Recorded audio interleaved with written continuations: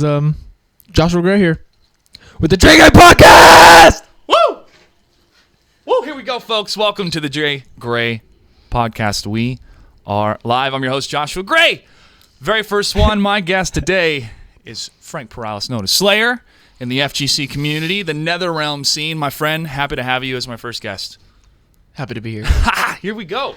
So, quick history. Frank and I go back knowing each other from tournaments, and oh man, when was it? Probably like this spring, even before then. So we were like, "Yo, make a podcast." It's actually a funny story. I said, "Okay, you'll be on my first episode," and here we are.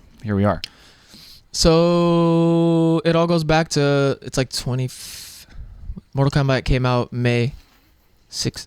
Oh no, when did Mortal Kombat come out? MKX, April of 2015. Yeah, so that came out, and then soon after that is like when the whole Yomi thing happened. But we were there when I first heard about you. Like I just knew you as Clutch at the time. Yeah. Like I literally didn't even know you as Joshua Gray, nothing. And all these players were getting invited to shit. Like Tyrant and all them got invited to the Fatal 8, and it's like Joshua Gray. So we're like, dude, why the fuck's in Joshua Gray? Why isn't Clutch inviting us to any of this shit? Who's this guy? So, me and Mike both made top 8 in ESL one week, and it was a week. Oh yeah. Me and Mike both made top 8 in ESL one week, and it was it was funny because it was a week where we had to do like a promotional video. So we're sitting there like gonna record one. The first one was like, got Michelangelo and Slayer here, like fuck Clutch, fuck Charles, and we're just like naming all like the ESLB weekend. It was just hilarious. We ended up putting out like a pretty funny one. Yeah, man, it was But great. Yeah, that was just a great time, and then I actually met you, and it was I think it was. When did we actually chill? When was the first time we actually chilled? There's just a lot of times we chilled. I would say like we really bonded over the CW season 2, filming a lot of that stuff. For sure. That was awesome. We had some really good times. You guys got to see, the inside of what it's like to put a TV show together in Los Angeles, dude. I mean, that's a pretty cool experience. And we got to do it twice. It was a weird balance as a competitor, though. Honestly, it put like a weird strain. I felt like we were doing so much, like it was hard to just like really sit there and focus on the tournament experience. I'm sitting there like really trying to focus on like, the whole camera work and that. Like it was awesome, but like it was just a little strain. Sure, but it was awesome though. Like seeing how it actually, I was like, whoa, these fools when they put together movies, imagine how many times they have to actually like retake the scene or do little fill-ins. It was like nuts. Yeah, you guys got to see the ins and outs of what athletes go through as well. The sports athletes have to go through the interviews and the processes and being asked the same questions over and over again. But the cast was great. Angela and B. What was his? Brandon, yeah. They were just a great group of people. The sound guys. What's that guy with the beard? All of them. Just a great group of people, man. It was just a lot of hardworking people over at Machinima and CW, man, for sure. Machinima had a lot of fun with that, dude. And then we went to. What did you drop? Your hand warmer? Yeah. Okay. Just so you know, folks, it's that cold here in Seattle. It's raining. My hand warmers are over there, unfortunately, so I'm sticking my hands in my pockets. But yeah, welcome to Seattle. We went to I forget what hotel it was. It was in Hollywood though for the finals, and we were so Hollywood. Like, and I'm dressed in like a backwards cap, and we're just like obviously blazing. It was awesome. It was a good time, man. We had a lot of fun in LA. I will still have a lot more fun as well, folks, because MK11, we know about the game. That's it. And the community event's January 17th. We'll get a lot more information that day, and then it comes out on April 23rd. There's so much speculation. I know, bro. Think about this, okay? Think about oh my God. I gotta see the universe in a sense of funny things that happen, patterns, etc. Okay? I'm turning 33 in April. I get Mortal Kombat 11, Game of Thrones final season starts, and Avengers Endgame. I mean, bro, that's a big month. 33 in huge titans of entertainment dropping in that month, dude. Like, I'm so excited. I'm excited to be alive for sure. For sure. Anyways, the role of being a competitor, bro. I mean, seeing Sonic Fox win the Esports Player of the Year at the Video Game Awards and how straight up Sonic Fox he was on stage. It was great to see authenticity just out right there, all right there. And the amount of feedback and people talking on Twitter and stuff has been crazy. I watched it a million times. Yeah. He went back and he was like, shout out to, I clipped it in my phone too. I was going to tweet about it, but I didn't. He was like, shout out to all the furry communities. Like, and I was, no, he killed me. Yeah, man. That was great. It was so awesome. And it was a really good awards show, bro. In the context of how much cringe we've had in the past and how hard Jeff Keighley works in order to put this thing together. It was the VGAs, I think, with Spike back in the day, but that whole television format is so dated. Commercials are so dated. It wasn't something that we were going to buy cable to tune in for. So he's continued that fight. And I attended one of the Video Game Awards a couple of years ago, and you can feel everybody's just pushing along, trying to get, we know we have something here. There is a lot of advertising because a lot of, they want to show off new games, but also he has to fund the show. As a producer, you have to put that money together. Is it crazy that his audience reaches that big compared to like these Counter-Strike Go players? They have hundreds of thousands of they're huge. Counter-Strike is so... But he won because of pure, and especially with this whole rewind move, with the whole donating the money. But that was just out of grace. He didn't pull that for anything. Yeah, and straight up kudos to him. Fantastic. I keep thinking about Sir Scoots, who has been one of the pillars of esports history, you could say, especially on the PC side. I don't think I tweeted out, so you can tweet out for me that we're live. What were you saying? Sir Scoots is his name, and he would talk about like, hey, if you like this game or that game, great, go for it. He would try to settle people, stop trying to compare. They all have their intricate difficulties and what you have to do within the game. So that type of comparison really triggered a lot of people, and I get it, triggered me too, because the Counter-Strike player that said it, I'm like, oh, come on, bro. We're still having these type of conversations. There are intricate matters in a fighting game that is incredibly difficult to execute. There are intricate strategies with your team that are incredibly difficult to execute in Counter-Strike. All right? We can all agree to that. This was just an overall player of the year, on top of skill, multiple fighting games, on top of personality, on top of figurehead, on top of community leader. It was a really big deal, and I'm glad that he won, and I'm happy that we have that that type of discussion too. I mean, it's really tough for us to try to equate ourselves to the Oscars or other big award shows because they've had a union for so long. They've had this academy of people that have voted and have worked their craft for so long to be masters at it, and they're the ones that typically nominate and award those categories. So for us, we're still figuring it out. Still a bit of the Wild West, but we have some things to that was so beautiful. Echo. That was so beautiful that happened. It was great, dude. It was a great moment, and I'm glad he's going to go on to win a lot more money as well because he's. I think it just got people talking. He's a prodigy, bro. I mean, even watching him play the piano, when I wanted to learn more to play the piano, I play a tiny bit of guitar. I would play fighting games and vice versa. I can feel that type of connection in my brain of landing those specific moves. The difference is it's more, stretching your hands and hitting those chords, and a lot of beautiful type of emotions you can play with it within the instrument that makes it, come alive. In fighting games, it almost feels like your character's coming alive when you're executing those combos so perfectly in time. Like there's a musicality to it.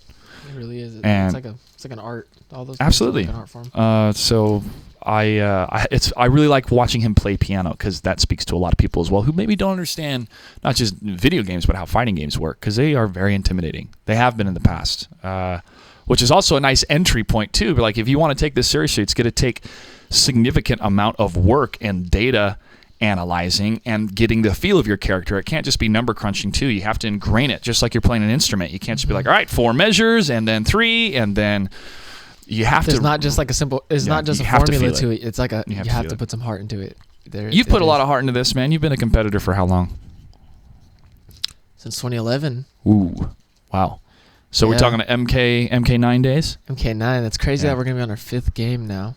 It's like nuts in a way, So it was MK. Been a lot of life. It was MK11, Injustice, MKX, Injustice 2, and now Mortal Kombat 11, since you could say the rebirth of NetherRealm or the birth of NetherRealm after Midway. Wow. It's been honestly, it's been a blessing, all of it all. Like the whole journey of it all has been so crazy, but it's been so cool. All the people, like, no matter what happens, like even with this new game and stuff, it'll be all right. Everything like that has happened has been the dream. It's been so surreal, all of it. Like even down to like knowing who Nick Castro and the guys at like NetherRealm, like them like chopping it up with us. Like it's crazy.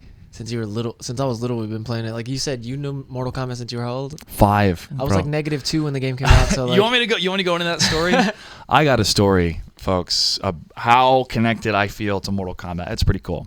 I think it's cool. I'm biased. So I did martial arts in Taekwondo for about 9 years. Then I was older. I switched over to Brazilian Jiu-Jitsu. But around that time, I remember going to Shakey's Pizza. They had this arcade. It was Street Fighter at the time, but then it switched over to something else, an arcade box, and it was Mortal Kombat. And I saw these spikes and people falling down on the spikes and stuff. I'm going, what is this, Dad? We got to play it. Where was so, this located here? In Seattle. Yeah, Seattle area. Federal Way area where I grew up as a kid. And I was like, this game is really cool because it used the photorealistic characters. It used photographs of the characters in the poses and putting them together in the fights. So you're like, this graphic style is different. It's bloody, but it's cartoon blood, but with real people, kind of in a video game. It was new in a sense of, this is different than Street Fighter. Street Fighter's like hand-drawn anime, that type of vibe. And continued to play it, love it, like going to the arcade. And then I think it was I had a Super Nintendo. My buddy had a Sega Genesis, so I played on the Super Nintendo Mortal Kombat 2. I had to rent it all the time. I think I bought it. I'm pretty sure I bought it. Or this is like back before they had like ratings systems. I think. I mean, maybe they had mature back then, but like parents didn't know. Then they'd see the graphics, and you had all those news stories going like, "What is this?" But to me, it was martial arts in a video game form. My parents got that. I loved playing those games growing up on all the different systems. Fast forward to being like 12, 13, 14, in a Taekwondo studio in Federal Way, in the back, putting on all our gear, because it was Friday night, so we were sparring. We would do forms and technique Tuesday, Thursday, and then Friday we would spar. And I remember just this thing popped in my mind, like, hey, man, if they made a Mortal Kombat movie, would it be rated R or would it be rated X? Because, oh, my God, the fatalities and stuff. And my God. One of the older, like the teenage instructors, like 16, 17-year-old, we all kind of looked up to him as one of the leaders. He's like, there is a film coming out. Again, this is before the internet was a thing, right? So you had no idea. He's like, there is a film. I saw a trailer for it, and it's going to be rated PG-13. I was like, what? PG-13? Well, cool, I can go to it. Mm-hmm. And so my dad and I went to it, and dude, that soundtrack, bro, I used those songs for like modeling auditions and stuff as a kid, and I would use it for like dance routines. Like, it was techno-y. Oh yeah, it really was. It was like it was Utah Saints or whatever I forget the name of the artist, but I played the heck out of that cassette tape, bro. Dude, and I remember Goro, the silhouette of Goro was on the cassette tape, and I'm like, I love this. And that soundtrack took over the world. And really did. Continued to play the games. Continued to they really enjoy did the other properties. With that soundtrack, man. Yeah. Oh Lord. And they just always had 6 songs. They've always had a good choice. Like Edema, remember Immortal, like all that. That was just like, they've always had 6 soundtracks. They knew what was hip. They even took like, it was kind of a stunt with this whole like 21 Savage thing. Like that was tight. Yeah, it's something different. But what I felt when I watched that trailer at the end was like, I'm listening to these beats while I'm kicking this guy's ass online. And I went, that is the truly greatest feeling I have when I'm playing Mortal Kombat. And I was just like, I'm listening to this soundtrack, and I'm getting these combos, and I'm slaying this dude. I felt that aesthetic, and if that's what they were going for, kudos, man, because it was fun. I think I was just so enthralled by the visuals, bro. I'm just Raiden going nuts on Scorpion. He had like a projectile. I mean, he grabbed like his staff, so maybe fuse something, yeah, because he whirled around with it. He had some range. He pulled it out. No, like that was more just like he equipped it. Like there was like that one game where they had each character had their individual weapons. A 3D game. It was a Mortal Kombat game. I forget. Was it? Oh, was it 4? Wasn't it 4? No. No, it's Armageddon. Oh man. Okay. With Serena, I think. Man, we're going back. That's with Onaga, right? I was just joking with. Honestly, this is funny that we bring this up now. You got me on something. Here we go. We got him. I was joking with like all the older guys like Rio and all these fools, like, because they were just talking shit. And I was like, dude, you guys were only winning before frame data was like out, because that was like a crazy time, like back then when like Mortal Kombat 9 was first out. There were tournaments and stuff, but dude, none of us really did know frame data. Like, yeah. And little did we all know, it's crazy as well. Do you remember Mortal Kombat X, like when we discovered that blocking low, like all the moves that were one hitting individually block low, like it threw off the frames by 2? Do you remember when we discovered that? This was what, June? This was May? like after ESL season 1. Okay. Mortal Kombat maybe. No, I don't know. I don't remember this this is this period. Before middle of the game. But yeah, Denzel we were doing a Kung Lao mirror and he kept doing forward 2, which is neutral on block, and he kept down 1ing and it kept beating me every single time. Like, what the hell's happening? Like, so I was just literally stumped. I was pissed. I rage quit during the match and I just sat there in training mode. We're on stream, like Paul was watching. Yeah. And so I'm just having them spam forward 2 on me in a down 1, and I'm sitting there and I'm just like, it's beating me like at times, and I'm just like stumped. And then come to realize, like, when I was blocking low is when he was beating me. When I was blocking high, like, my down 1 would beat out his down 1, which was, they were the same frames. So something was up. So we ended up doing further testing, and we ended up figuring out that all the single hitting lows were off by 2 frames. If your move said that it was 0, Really? Okay. Yeah. If your move said that it was 0, then it was +2. At that time, I was still trying to win one match with Katana, so I was just so focused on that. When did they fix it? How long did it take for them to have that patch? In the next patch, they literally fixed it. But the thing was, this was an ongoing thing from all, like, back then in Injustice 1, like Mortal Kombat 9. We thought that Jax, after his forward 413, his string low, it had a gap in the middle of some characters, but at the end of it, we thought it was random hit advantage. Like, we didn't know what the fuck was happening to us. We kept, like, we would block the string and then he would beat us out with down 1 or forward 4 again. We're like, what? But now knowing single thing we were blocking low, it was off by 2 frames. Yeah. Everything. So they ended up fixing that. Like, dude, we made a groundbreaking change that, like, it kind of went seen, really. Like, not many under people the radar. could, like, fathom I'm it. But sure a lot of them are like, we don't want to, like, really highlight this mistake. Let's just fix it. But to us, like, to me, like, in Denzel, like, I felt like that was, like, some legendary shit. Like, really? Like, that was awesome. But now it's fixed. That's what makes NetherRealm a great But it's beautiful. studio. They listen. Yeah, Follow they was do. In that stream. He was literally in the stream. So fast forward, bro. Still loving Mortal Kombat. Went to the films and theaters. Watched the TV show. Watched the cartoon. Like, this was my jam. Then I had the opportunity to pitch the Pro League with an awesome team that worked at ESL. I was like, all right, here's the idea. Let's put it together.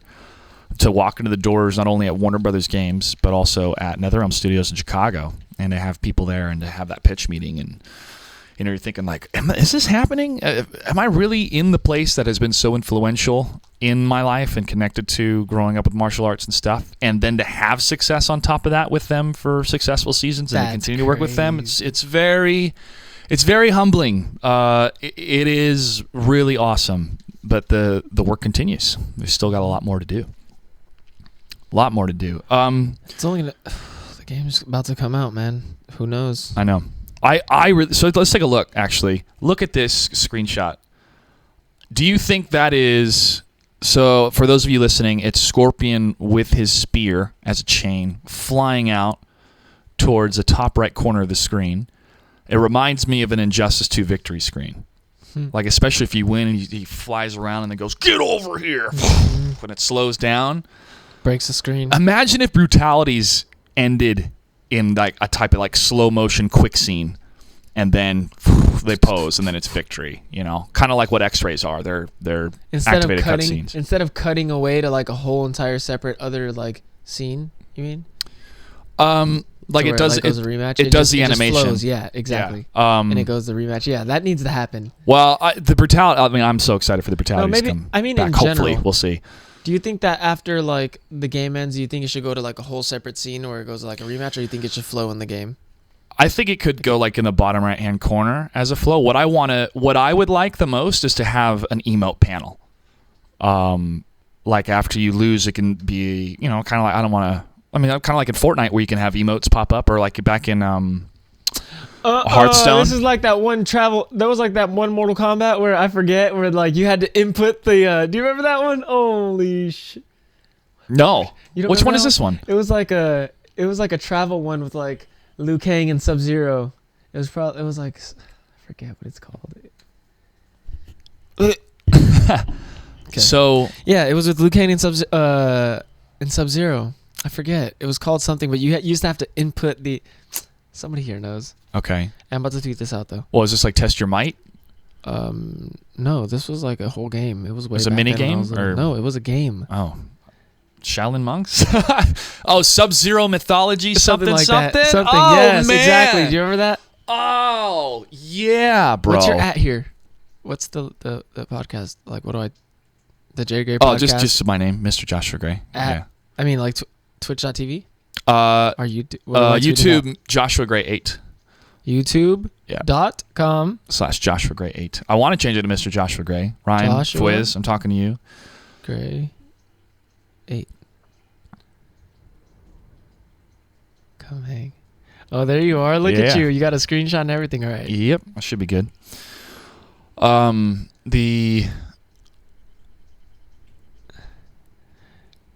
I want to take a look at this screenshot again. Sorry. I'm still looking at it. I'm looking at the background. It almost looks like a church. No, a temple maybe. There's a well. I love the color palette. Was Winston Churchill American? No. Okay. He was British. I actually didn't learn this till so we were at work the other day and somebody was like, it was like one of the trivia questions on the phone and something about Winston Churchill and I was like, I pretty much fucked up and I learned that he's British. He's British. American. Yeah. He's British. We're all learning, dude. We're all learning. We've all been young.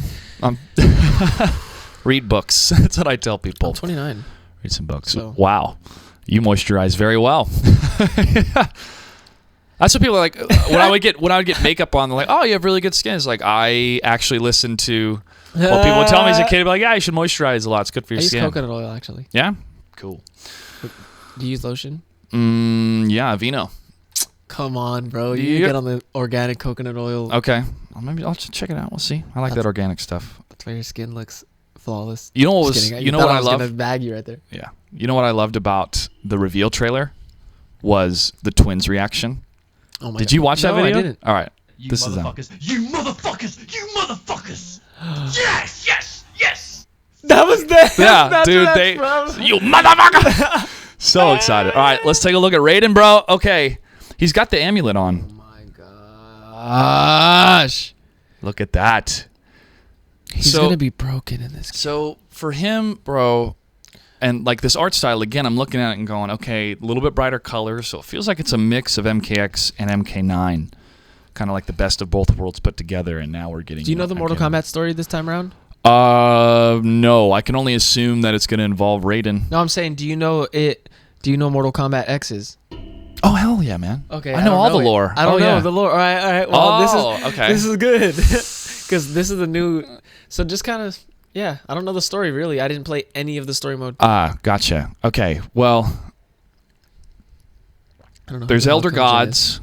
There's different realms. You can conquer another realm if you win 10, I think it's consecutive Mortal Kombat tournaments. It takes like 1,000 years or more than that to get it done, or maybe you can do it all back to back. But Shao Kahn was about to win Earth Realm because he had fought in a lot of different other ones, and you had the champion Goro, and they were just conquering realms. They took over Katana's realm, the Edenian realm. That's where Rain and Katana are from. Sindel, her mom.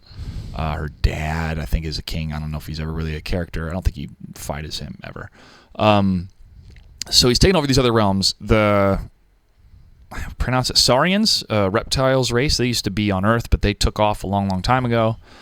They went to a different realm, but then that realm got conquered. So it's pretty much just this empire of other worlds coming together, and they're coming to conquer Earth. Kung Lao fought in the tournament a long, long time ago, and he was defeated. And now Liu Kang is like the final choice years and years and years later, trained as a Shaolin monk.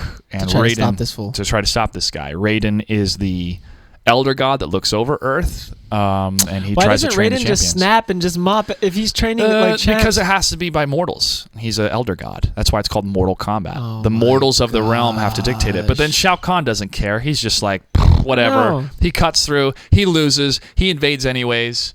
Shinnok wants to take over stuff. He's kind of manipulating Shao Kahn. Shinnok's one of these elder gods that's a doo-doo head. He's a bad guy. I mean, I don't know what his motivation is, except he leads NetherRealm and he wants NetherRealm to be the strongest one, possibly. But he's a bad dude. He and Raiden go way back in fighting. So he had him trapped in that amulet.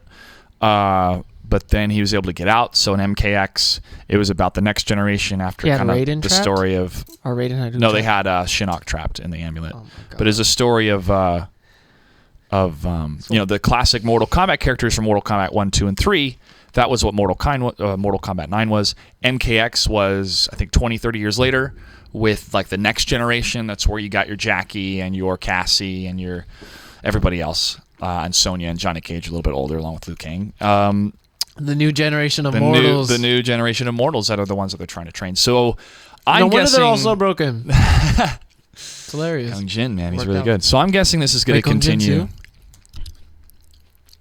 He's from Kung Lao's. I think Kung Jin's from Kung Lao's. No, Kung Lao's from Kung Lao's. Still called Kung Lao. That's why he's impetuous, because he wants to prove that his people can still fight in the tournament. But yeah, that's the history of it. And so now, I mean, it looks like Raiden is pissed. If we have a corrupt elder god on our hands, who's going to save Earth? It's going to be up to the mortals again. But I'm not sure. What, because Raiden's pissed? Well, I mean, the guy lost. This whole Raiden's never gonna. Dude, he was so bad in that one movie. He's just like the elder god. I'm just like, oh my god, this Raiden's annoying. The Raiden Which with one? the long hair, not the Raiden with the short hair. The Raiden with the long hair. You didn't like Christopher Lambert? No, he was not hard enough to be Raiden. His laugh was fun, dude. Oh my gosh, I was like a little kid, like, this is Raiden. Yeah, I forget the actor's name that played him in the second one.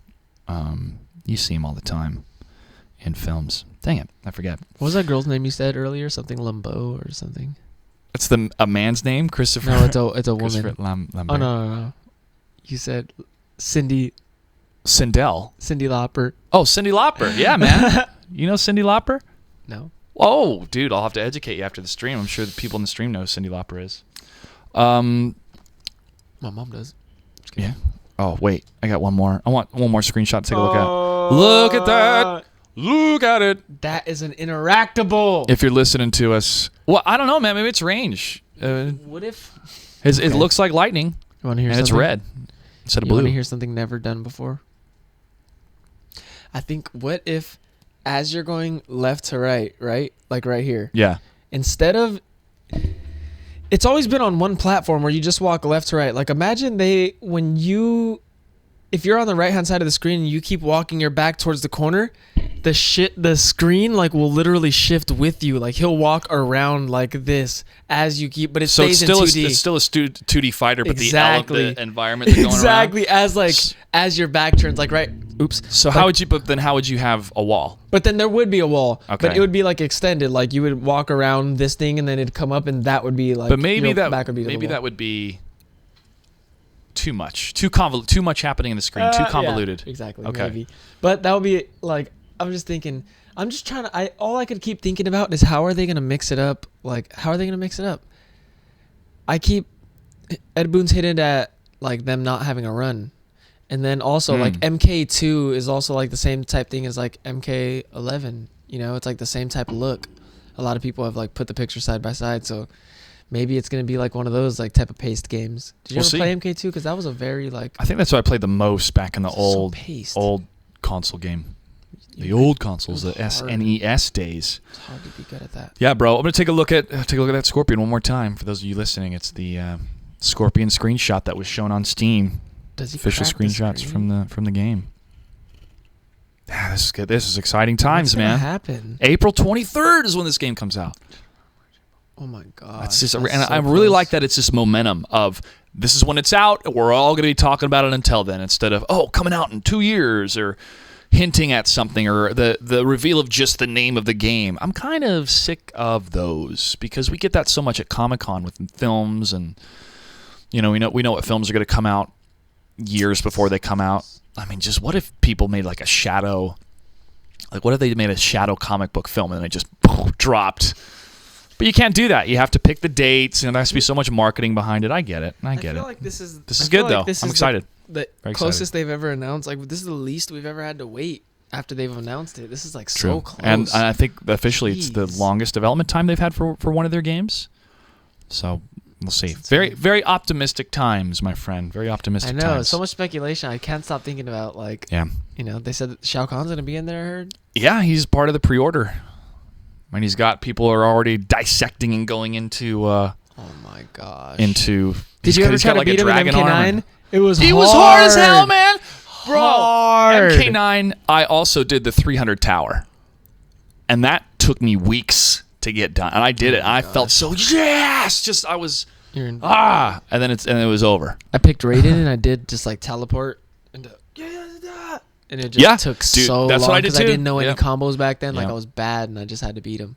Yep, and I had to avoid that hammer, so bad. and it just felt like sometimes he had just those unblockables, and I'm like, dude, these things are unblockable. How do I get through this stuff? That's so funny. Dude. He was tough. He was a tough I had to pick boss. Kung Lao and just.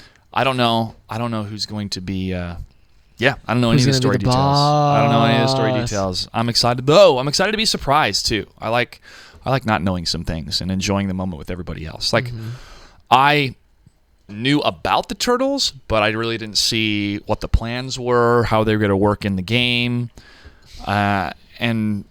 You know, you get a little morsel here and there, like, this is one of the DLC characters. I'm like, oh, no, and they're like, oh, just wait. All right, cool, I'll wait, and just be quiet about it. And all of a sudden, there I it wish is. those characters would have got a little bit more time. I wish that game would have got a little bit more time to kind of do its thing. Yeah, I mean, I kind of wish the Turtles were released earlier, but I know. I mean, that was the release schedule. They had so many characters in the roster, bro. 38 total characters. How many matchups, dude? So good. And then you can even count awesome. like the individual turtles, which makes it 40 something. Because you have the 4 on the 38, but you'd be 3, so 39, 40, 41. We can do math. 41 total. Plus you have the skin. Like those premium skins were genius. The Power Girl over Supergirl. I was like, oh, that is so smart. Mr. Freeze over Captain Cold. I was like, yep. Oh my God. Whoever had that idea deserves a promotion because that was genius. I'm like, oh, that's great. That's so great to be like, well, we can't fit everybody in, but let's just say he has the same tool sets, you know. And Captain Cold and Mr. Freeze have some things in common. I'm like, that's really smart. Yeah, I'm glad I did that. That's great. The variations. You like the variations for Mortal Kombat X? You want them to stay? I mean, I like the concept. I mean, it's some retooling possibly, but but it was just hard because they spread the character thin. You know, like we were just always thinking about the possibility of like what happens. Like just too many what ifs left on the table. Like because they had, they came up with some good ideas, but dude, you have to try to fit. You got to build 3 characters for every. They're honestly insane for how they made that game. Like, dude, shout out to them for that because that's ridiculous. They had to make 3.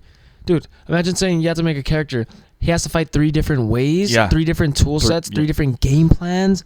That's so deep. They're ridiculous. That's a lot of whiteboard drawing, I'm sure. But I think in the end, save it for one character, man. Put all the power into him and just make this whole game of monsters because they just had, but I don't know. Maybe it wasn't a way for them to get more ideas out. Sure. Who knows? Because they were probably like, damn, I want to give Quan Chi this portal. I don't want to give him this bat. Like, but they just can't give them it all. Yeah. Well, that's what I liked about the gear system in a sense with Injustice, where you could have these moves that you couldn't have in tournament mode, or you couldn't have, player versus player, but you could have them with the gear that you would set up. But then is there a way to balance that to where you can get it all? Cause I don't think so. It's too much to balance because that was all for the multiverse, the single player. Yeah, but would you rather like give up some? Would you rather like not have 3 variations and have gear but not be able to use it in a tournament? I wanted gear to be used in a tournament. I wanted to save onto a USB drive with your profile, plug it in, and then oh my god, there it is. Gear tournaments. That would be so. It's a lot of like, oh, we got these things amazing, but it'd be even more better if we had this. When people are like, you're so entitled, it's like, I want to use the word entitled. I think we're satisfied and then inspired. Like, this is amazing. It'd be even more amazing if we had this, because if you stop that, it's almost like a feedback loop. Then you're kind of settling and you're not trying to drive that improvement. I don't know. That's a whole big cog and an even bigger wheel when it comes to just media creation in general, man. All right, so we could speculate on Mortal Kombat for forever, but I really don't have any other information other than go to the community event if you can, and we'll be able to play the game April 23rd. Was fake. What? Just kidding. Of course it wasn't. Battle for Seattle. I definitely am going to be throwing online tournament for Mortal Kombat X, hosted out of the studio. Battle for Seattle, and whoever wins will be the king or queen of the Emerald City, and I want them to hold that title. Moving into Mortal Kombat 11, I think that'd be cool. Nice. I love saying those intros. That sounds so smooth. When I got to do Scar's intro for the Injustice 2 finals, season 2 finals. I was like, well, he's not on a team. He's from Texas. We'll say Texas. It's like the Red Dead Outlaw. That's what we're gonna call it. Yeah. And Scar went like, that was magical. Funny, dude. That's one of my favorite stories in video game competition. Period. His team drops him over a phone call before he goes to the finals, end of the year, and he gets 3rd place. Mm-hmm. Bro, juice. Awesome. That was a good story. I like the way the whole finals played out. I did too. Definitely some close matches. I got to tell you, when Gurr lost and he had those emotions on stage, it was a tidal wave of feels for everybody in the room. And I'm in the front row, and I'm hearing them just lament his loss. And you're What like, did he say? he's just no, just no. Yeah. This dude. That's sad. Yeah, choked you up. So, and you could feel it. Everybody's kind of taking a breath going, man, yeah, this is real. This is people's lives, bro. They dedicate so much time to this in order to get some of that money and definitely that prestige. And that's what keeps driving them. I think nowadays, I already took the hardest losses I've ever. So like when I go to the tournaments, like I was at the Last Shots qualifier, and even though I really was trying hella hard, I was just like, I wasn't shook at all. I was always joking around, calling them mashers, and just like kind of like in my element, you know, like big time. It's kind of, I think I'm really ready for like this next game. Okay. As long as I'm on point, like my tournament self is sharp. Like I think that's what keeps me a little edge over these, like, you know. Your tournament self? Well, that was, we talked about this backstage during the show and with some of the producers. Scar, you know, it was a shot in the dark type of dark horse. When like the guy's got nothing to lose. Mm-hmm. And he's been enjoying what he's been doing for the last couple of weeks, which was playing Red Dead Online. Do not underestimate that type of vibe walking into a tournament. And then, bring, you know, I got to ask him, like, hey, man, talk to me about your success. He's like, yo, just killing them O'Driscolls. So I'm like, he's being 100% authentic in that moment, too. That's what he was doing. Mm-hmm. And that's how far he got. But people are like, oh, how to do that? Because he grinded so much before then. Yeah. It was in him. That memory, the matchups, the knowledge, the play styles of other players, he had lived that life. Shout out to Brad Vaughn. Yeah, he had lived that life, bro. So congratulations to Scar for making top 3 as well. Good storyline as we say goodbye to Injustice 2 and hello to Mortal Kombat. So competition, bro. You've been competing since 2011. Walk me through what that has been like, because you've been a member of different organizations. You moved to a different place, and you've been across 5 games. It's been such a journey. So 2011, what kicked it off for you? So how it all started was, hold on. Yeah. You got to say it right in the mic.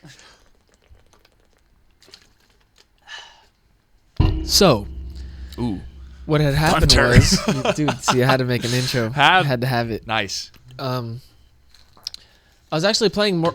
At the time, I was a Gears of War 2 like fanatic. That's all I was playing. I just loved Gears of War 2 at the time. I was playing Gears 1, but Gears 2 came out, and it was just like, what? Online was crazy. Like, that was the first time where there was like an actual huge skill gap. Because I had played Call of Duty Modern Warfare before that. Like, that was my first online game I ever really like splurged and just played for like 11 hours. Modern Warfare? Yeah, the first one. Dude. On console? Yeah, it was on Xbox 360. Yeah, dude. Oh my God. I literally. I'm still chasing that feeling. I'm still chasing that feeling of playing Modern Warfare every time I play Call of Duty. This latest Call of Duty, Black Ops 4, I gave it a chance for a week, and I was like, I don't know. But then I went back to it because Battlefield 5 is just, what are we doing? I got it on Xbox 360 it's fun. for Christmas. And actually, that's when I was on Christmas break for 2 weeks, and I just started playing nothing but Call of Duty 11. Game changer. That was the next quote unquote Halo. You know, everybody was playing that on console. It was sick. That game was broken though. Had a bunch of holes and shit. Well, sure. But it was awesome. Well, long story short, in that regard, is my cousin started. Yeah, we're good. Right here. Yeah, you can move the mic around. Yeah. It's a little bit adjustable. My cousins, I was playing so much Gears of War 2, they were like, oh, we're going to get Mortal Kombat. I was like, this one's going to suck, like, whatever, because I was playing Mortal Kombat 2 and 3 with my friends at the time, and, dude, there was a big-ass skill gap. Like, they had been playing since they were kids, MK2 and MK3. I was like, whoa. And I had 2, but they were, like, you know, they were cousins, like, and we had grown up together, but little did I know they were always grinding, like, MK. So they were, like, sick. So we just all started playing, and Mortal Kombat 9 came out, and we were just just playing for funsies. Like all the cousins were chilling, our friends. And one day I was on YouTube and I came across a random reptile combo video. And I remember the exact combo was 3-2-1, like his main string, into dash, into neutral jump punch. And I was like, what the And so I ended up trying it. And it was mad hard. It was like ridiculous. And ever since then, that's when it like really took off. I started like looking up everyone's combo, and I just like, I was just a kid at the time. I was just having super fun with it. Then I started playing online, and just started playing a lot, like seeing the same guys, just kind of grinding the game, just like on my own, just like not really even like knowing anything. And then I came across Dab, and Dab, like he was the first person that beat me like senseless and like would play with me, and I was like, what the like what is this skill gap? So I messaged him. I was like, dude, like, how are you so good? Like, who are you? Are you like playing with people? Like, what, what is this? Like, I've watched like YouTube videos of people putting up combos. He's like, have you ever heard of Justin Wong? And I was like, no, I have never heard of Justin Wong. Like, so I YouTubed MK9 Justin Wong, and then I see him versus Flo, like Ermac versus Kung Lao, and I'm like, I see this set of like in tournament and like the first like high level like gameplay I've ever seen. Like, like. I see the way Justin Wong's using his roll to get in, and safe he keeps blocking after. Like, I see the mind game, and I'm just like, what the freak is this? And so I'm like, dude, where does these happen at? I was like, after I watched the video a couple days later, maybe even like some time later, and he ends up telling me about a tournament in Orange County. I'm living in like an hour away from LA at the time. It's called EGP, Epic Gaming Productions. Yep. Shout out to Compton. Shout out to Brian Compton. So I go out there, dude. My first tournament match, X Blades, and I like at the time I'm thinking like, okay, like Dad beat me, but like I'm still pretty sick. Like I was kind of downloading, like I was getting better. I did not touch him. I just could not touch him. Bodied me free, and then I just like was super humbled. I realized how bad I was, and the journey just began, dude. The next whole entire year, going to the tournament every month, getting watched, wash. Whole year went by. And then I started getting good with Cabal, and I made top 3 at one. Like I snapped Cabal! at one. And dude, that guy. I won like $20 like at the time. Like P-Board didn't show up, and he was like bodying me at the time. And like Tyron ended up beating X-Blade somehow and all this, and me and Satoru won his finals. Like I got lucky kinda to get top 3, but I took it. And then after that, I kind of knew I had it a little bit, and it just kind of took off, man. I went to my first tournament was SER. 2013, that was like my first major after I'd been competing for a couple of years, just like locals and just like all little stuff. Got 9th, and then I went to NCR and I got 2nd. I beat Wound Cowboy, and like I almost won, and I was like, whoa, this is kind of tight. Like, I was in there. And Injustice was actually out at the time, and I was like NCR. Injustice had just came out, Injustice 1, and we went to NCR, so we had a little side tournament. People were to beat me. And I hadn't even had the game at the time. Like I was just a little kid, and he was like, if you beat One Cowboy, I'll buy you Injustice. And NCR was just right before Evo, like weeks before Evo. And so like I went mad hard, and I ended up beating him. And literally I didn't own the game all up until that time, so it took him like a week and a half, but he bought me at like a week and a half or 2 before Evo. So me and US Big Boy, we ended up grinding online just hella like before Evo, dude. And I ended up like going there for Mortal Kombat, and I ended up showing out in Injustice, and I didn't even know what it was like, what it meant, but I got my first like Evo medal and stuff, so it was like a big deal. I was like, oh shit, I got 4th. How old were you when you got your first Evo medal? I was like just turned 17, I think. Wow. Yeah. So I was in there, and that's when I was kind of like, whoa, it was like a big deal. I was like, okay, I got some like cloud. People were like talking a little bit about me, and then kind of performed a little bit shitty like the end of it. I was still like bad, I was still bad, dude. Had so many bad tendencies. Like maybe if I would have not try to focus on what it took to be good so much, I could have played with a little bit more heart, but I was just like trying to get good, And so you always hard on yourself when you're getting those losses. You have your expectation of I got to make top 4 at least because I already made it the last time. Then you drop in 9th, 10th, 11th. You're like, of course, what am I doing? But I always just like I just knew the little mistakes like that went wrong. Just always learning from it, whatever. Of course, it sucked ass, and my friends were always like talking hella shit throughout the time. So they're the ones who make it like unbearable sometimes. Oh, unbearable. It's kind of they prod you with it. You're like, I know, bro. Thank you. Oh my gosh! Like when I lost to King Hippo. Oh Lord. But so that was Injustice, and then I started working at the end of Injustice. At the end of Injustice, everyone stopped playing, and there was like no more Wednesday night fights. Everyone stopped showing up, and it was just me and Nubcakes, dude. Just me and him for like the last like whole entire like last quarter of that game's life. Every single week we'd meet up at least once a week and play all stinking day. Like we were grinding matchups, like, you know, still going super hard, and we wrote it out. And when MKX came around, I was actually working, going to school full time, and I had ended up like messing up at my job as a porter, and like I nicked one of the cars, and so they had me on like a temporary like leave while they like did a little investigation or whatever on that crap. And then Fatal 8 had just happened. It was on a Sunday that Fatal 8 happened, right? For Mortal Kombat. Yeah, was it a Sunday? Yeah, it was a Sunday. It was a Sunday. And the game was coming out on a Tuesday. Yep. So yeah. Tyrant's ass had the game, so we went over to his house, and literally Tyrant was tired as hell. Like we went home, and like I hadn't even had my hands on the game yet. It's all just speculation. And so he washes me that night, dude. It's like 30-0, and he goes to sleep. Like he's like, dude, I'm tired. I did not go to sleep the whole fucking night. Like I literally stayed up, tried every single character, and I'm like, all right, Basal Kung Lao, like with that 50-50, and Kung Jin, like it was just the sound of the. I was just like, oh, holy shit. Like, oh, man. Yo, shout out to NetherRealm audio engineers and the audio team, bro. They're ridiculous. Those sound effects, whoo, they stick with you. They stick with you. I stayed up all stinking night. Tyrant woke up. I washed his ass like bad, and he was hella mad, and we ended up, he had to go to work, came back, ground, whatever. He had to go to school. So we stopped playing around like Tuesday, and then all the guys ended up meeting up to get casuals in like Thursday-ish, and then they're like, oh, we're gonna go to Northwest Majors like tomorrow, and I'm like, dude, like I'm gonna go.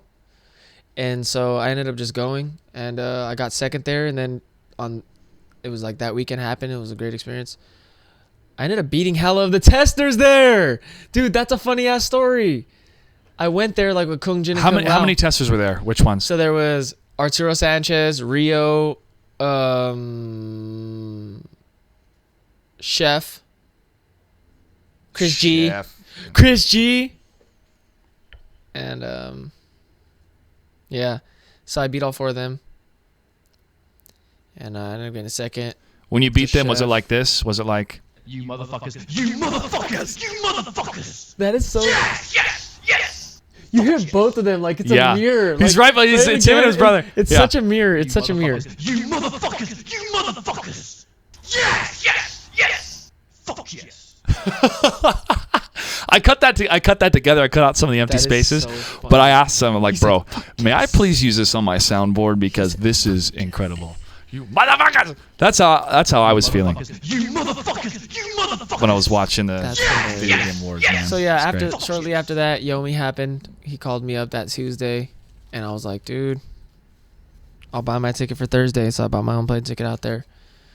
$300 left to my name. I just got my last check. It was like $700. Bought my plane ticket. It was like almost $400. And then I went there. And then, you know, just been a journey since, but it's been awesome. Injustice was what really changed it, though. Yeah, getting that was salary and getting big boy Injustice sponsored. was like, this is where it's going to take stuff on. Now, this was Justice 1 or Justice 2? Justice 2. 2. Okay. That's when it was just like, okay, we're like, wow, like we're actually getting sponsored big. Like, damn, this is actually Hollywood. Like, because even in MKX, it was sick, and the Pro League was sick, but dude, we still weren't getting looked at. There still wasn't an Echo Fox. Like, none of us were getting any salaries. You know, it was still rough. So, like we were still kids at the time, thank God, because nowadays we wouldn't be able to do well, let's dive into the Yomi years, the Yomi year.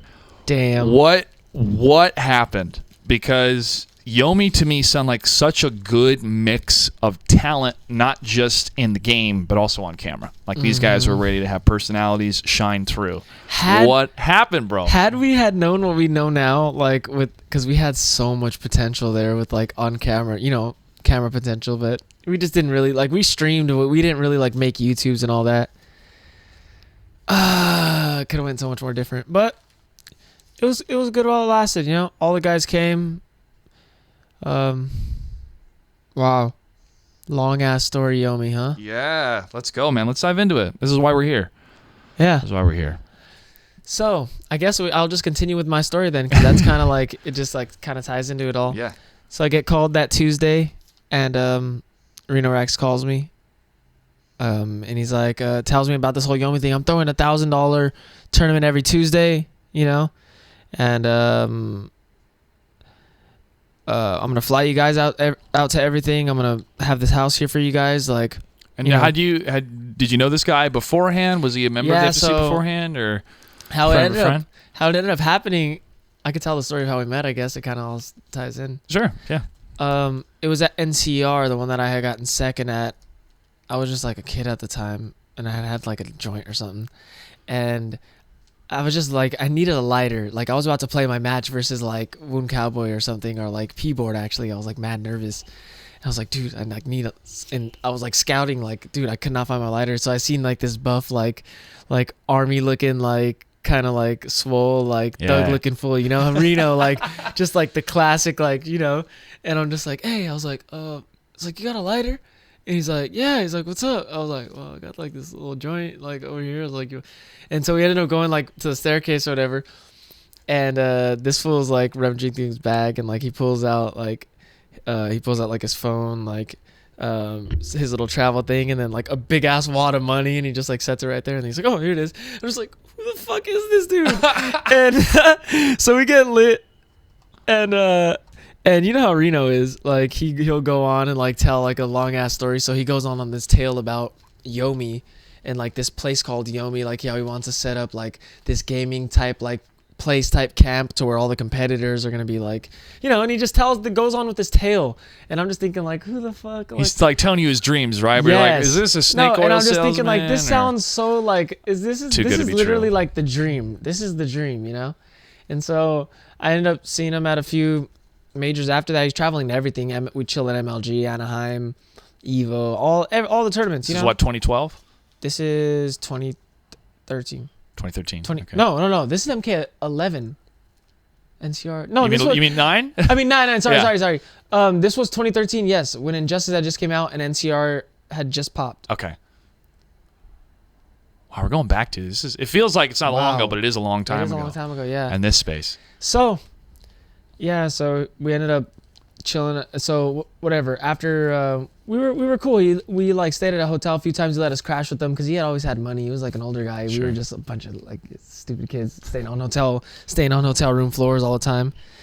And so he let me and Tyrant crash with them at MLG.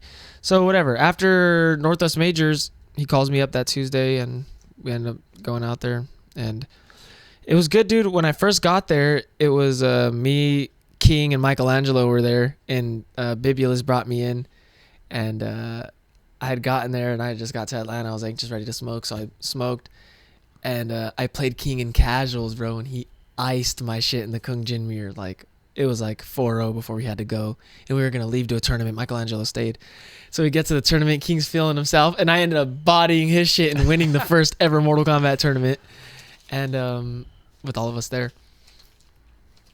And yeah, man. After that, how it played out was, he was like, "Yo, I'm calling up the Terry brothers. Like, I'm thinking they're gonna come out," and so they end up showing up, and then he wants to get Rio, and he's like, at this time, dude, Rio is like a legend to me. He had never missed a top 8 in Injustice 1. He was God in MK9, like all the MKs, MKDC, all that, everything, MK3. It's ridiculous. Yeah. Like, I was just hella bragging on. Before I knew him, I was just like, whoa, He gets him. I end up figuring out how Giuseppe Grosso really is. Like, he's a little shit. But there's a lot of stories. But yeah, time goes on. We end up getting him and Zyfox, because Zyfox drove him down, and then Zyfox ended up chilling, and it was always like a thing for Zyfox to prove himself, because everyone there was kind of already godlike and shit. Mm-hmm. And then he made top 8 at Evo, and so it kind of worked out. He became one of our best friends, and it was just a great tale. But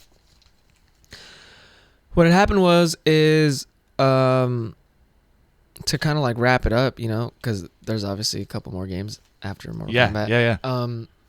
So everything was going good, and obviously the whole Yomi story played out, like, and it was all good. But towards the end of it, the guy who ran it, Reno Rax, he had ended up getting in trouble with the law with weed, and he caught a charge.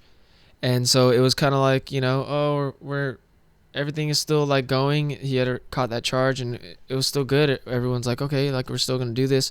But then he got caught up with the law again, and then right then and there, it's like his well-being is on the line, and it's like, wow, we don't even know what's gonna happen with him.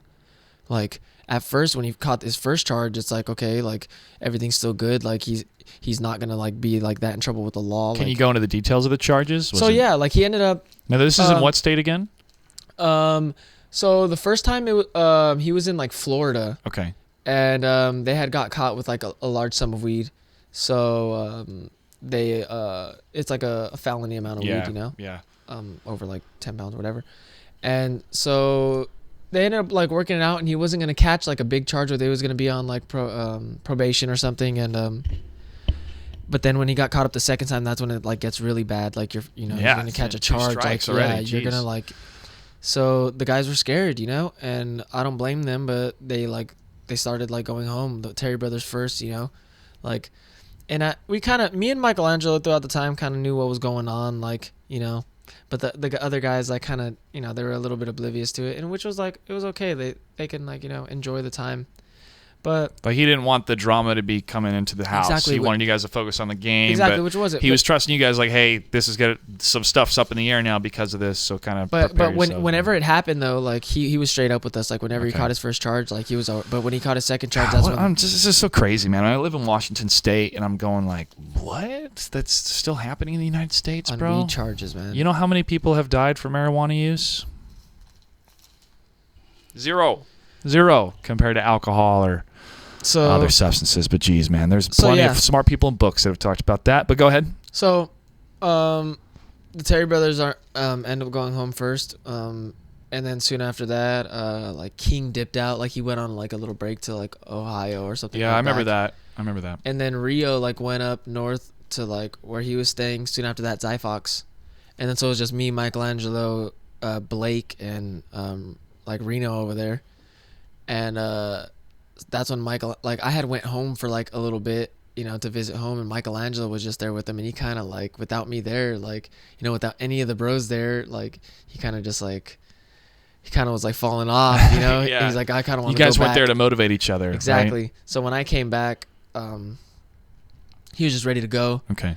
And so I was like, fuck. Like at that point, I'm like, dang, Yomi really is like, and I understand though, like, dude, it's not what it once was.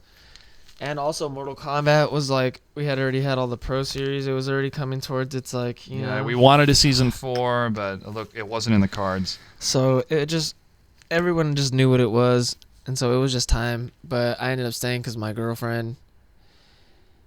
And so I got a job at Chipotle, dude, at the airport. Like I was just looking around, and I didn't have a car at the time. And I lived like 5 minutes from the train station, the MARTA. And you can take it right into the airport. And so like I ended up looking for jobs around there.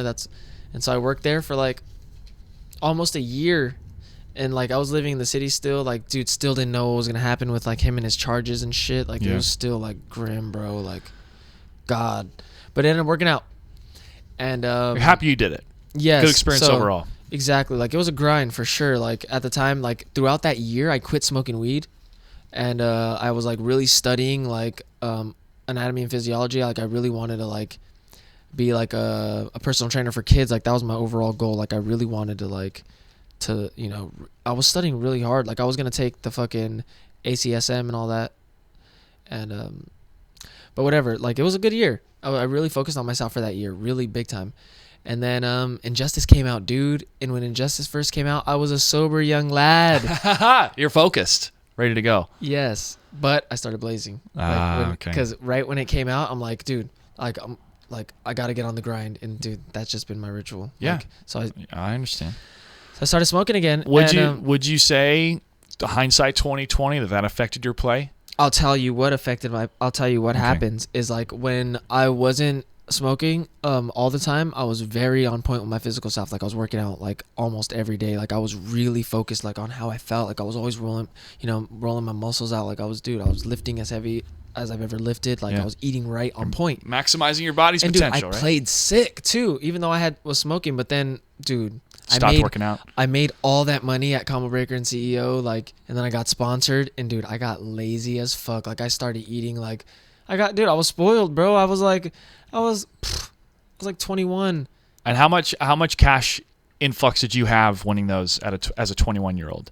Like how much money did I Like make? a couple thousand, not 100,000. I wish it was, but a couple thousand, right? 10,000. I won like at I think between both those tournaments, like even with the with like the entry, and the cash pot, I think I won like 12 or 14,000, something like that. That's a healthy sum, man. And Especially then at 21, and then Rogue with hit no me up, kids and I was fucking sponsored for 2,000 a month, like, and I was getting salary for like till the end of the year, and I already knew what it was. Like I'm thinking like 6 months. this We'll game see where isn't. it goes. I had already known, man, what it was. Like Okay. I already knew the game was gonna fucking hit one sick pro series, and it was gonna be on. I already know how it is, like. Unless some big shit really happens, but I just kind of knew that the second pro series wasn't going to be. I knew they were probably going to go down a little bit on their budget, which nowadays these esports teams are looking at a return. Like they from 20,000 to 10,000 is huge. justify like the ROI. You know what I mean? So I was like, till the end of the year. I got to the end of the year.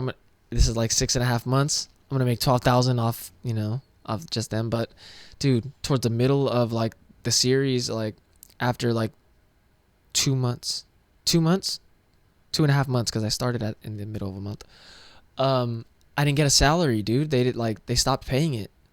This was Rogue? Yeah. Okay. And I was like, what the fuck? So 1 month went by, and the second month went by, and I'm like, okay, like this is like fucking $4,000. And then like, at the time, like I'm going to all these tournaments, like, and they're supposed to be reimbursing me for like my Ubers and like all this stuff.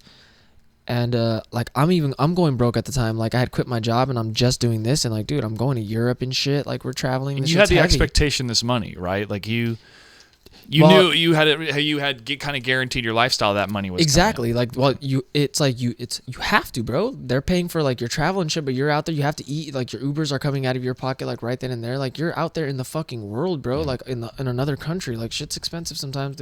Taxis, whatever.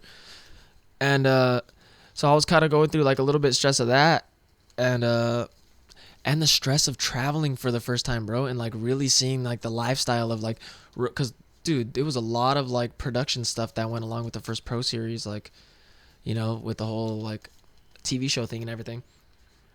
And it just was so tiring on me, man. For the first time, like we're talking about the CW Chasing the Cup Machinima show that focused on the MKX Pro League. Yep. Yeah, because they followed you around. Yeah, it was great. It was a great experience. But for the first time, like I was playing this game that I really wasn't trained. When I was home, like, all right, I would leave Thursday-ish for a tournament, be gone Friday, Saturday, Sunday, come back Monday-ish, chill for Monday, Tuesday, Wednesday. Like I was only home for like 2.5, 3 days. Dude, I'm not gonna play the game while like I'm at home. Like I haven't seen my girlfriend or like my family, And then I get right back and I hit the road. So like it's something that I had to learn. Like I learned a lot now, but like I should have talked to more people. I should have had some coaches who had been there and done that. Kind of some life experience coaches. Exactly. Like, hey man, this influx of money, it's gonna be good, but just remember that this could disappear at any time. So have some reserve. I mean, stuff like that. Like always have a reserve fund and stuff like that. When they tell you like, oh, you won't understand until you're older. I really did need some of that, like, just in case. Because, dude, I didn't. And we need mentors in the space, but the space is so new, it's difficult to find unless we go outside the space and try to find those mentors. But they're there. I've heard good stories of teams and managers that have helped treat their players right with realistic expectations, but it's very difficult, especially when they have investor money coming from outside the scene. Or they have expectations that are unrealistic. Like, if you're investing this amount of money, what type of ROI are you adjusting for? And how can you really have that expectation of that ROI 2, 3, 4, 5 years after the game's been released, when the entire video game cycle, with the very few amount of exceptions, have a new title coming out every 2 or 3 years, right? So the investment can't only be in we're with you for this game. It has to be we're with you to grow with you across these game cycles, right? And that's why I get concerned with games like Overwatch, who have this huge amount of investment from these team franchises, when I'm thinking, are people going to still be playing Overwatch 6, 7, 8 years from now? I'm not sure. I mean, people are still playing scary. StarCraft 2, but it's not to the... Dude, do you see how much money they're dumping into that? Dude, they're about to... That thing... I'm concerned about the crash bubble. I'm concerned about that bubble. And I'm concerned that so many people outside of the quote-unquote esports space, video game competition, think that it's all, it's so linked. They go, oh, it's all lumped together, like they would lump in soccer and hockey and football and basketball. Just because you like basketball, watching basketball, doesn't mean that you're going to like watching football. But they look at all the esports numbers and go, look at all these numbers. It's huge. It's going to be this billion-dollar industry. I'm like, where? Where is that money going to come from that you keep saying that it's going to be $1 billion, bro? Because I've seen so many companies have these, we're going to invest and get this great return of investment. Where? Where are you going to get that? Where is it going to come from? That's what I'm trying How are you going to charge your customers appropriately? How are you going to fund these production costs? How do you fund the prize money? Maybe not, though, because these skins, maybe that's like their valiant effort. Well, it has been, dude. I mean, having the skins that directly fund the program is a success, period. It is, okay? I know it is. It's worked for Dota, it's worked for League, it's worked for Smite, it's worked for a plethora of other games. It just has to be a cool item, and it has to be transparent to where that money's going to. More people donate when they see how much is going to the teams, like with Dota, rather than it being hidden behind some magic wall that only a few people know. Okay, it kind of motivates people. They see the numbers, like, I want to add to those numbers if they're good. If they're low, then it's depressing, and that may be why it's slow. But yeah, those type of transactions in a game, I'm all for, because they have a specific purpose to fund a program that adds more of an entertainment value and helps grow the community.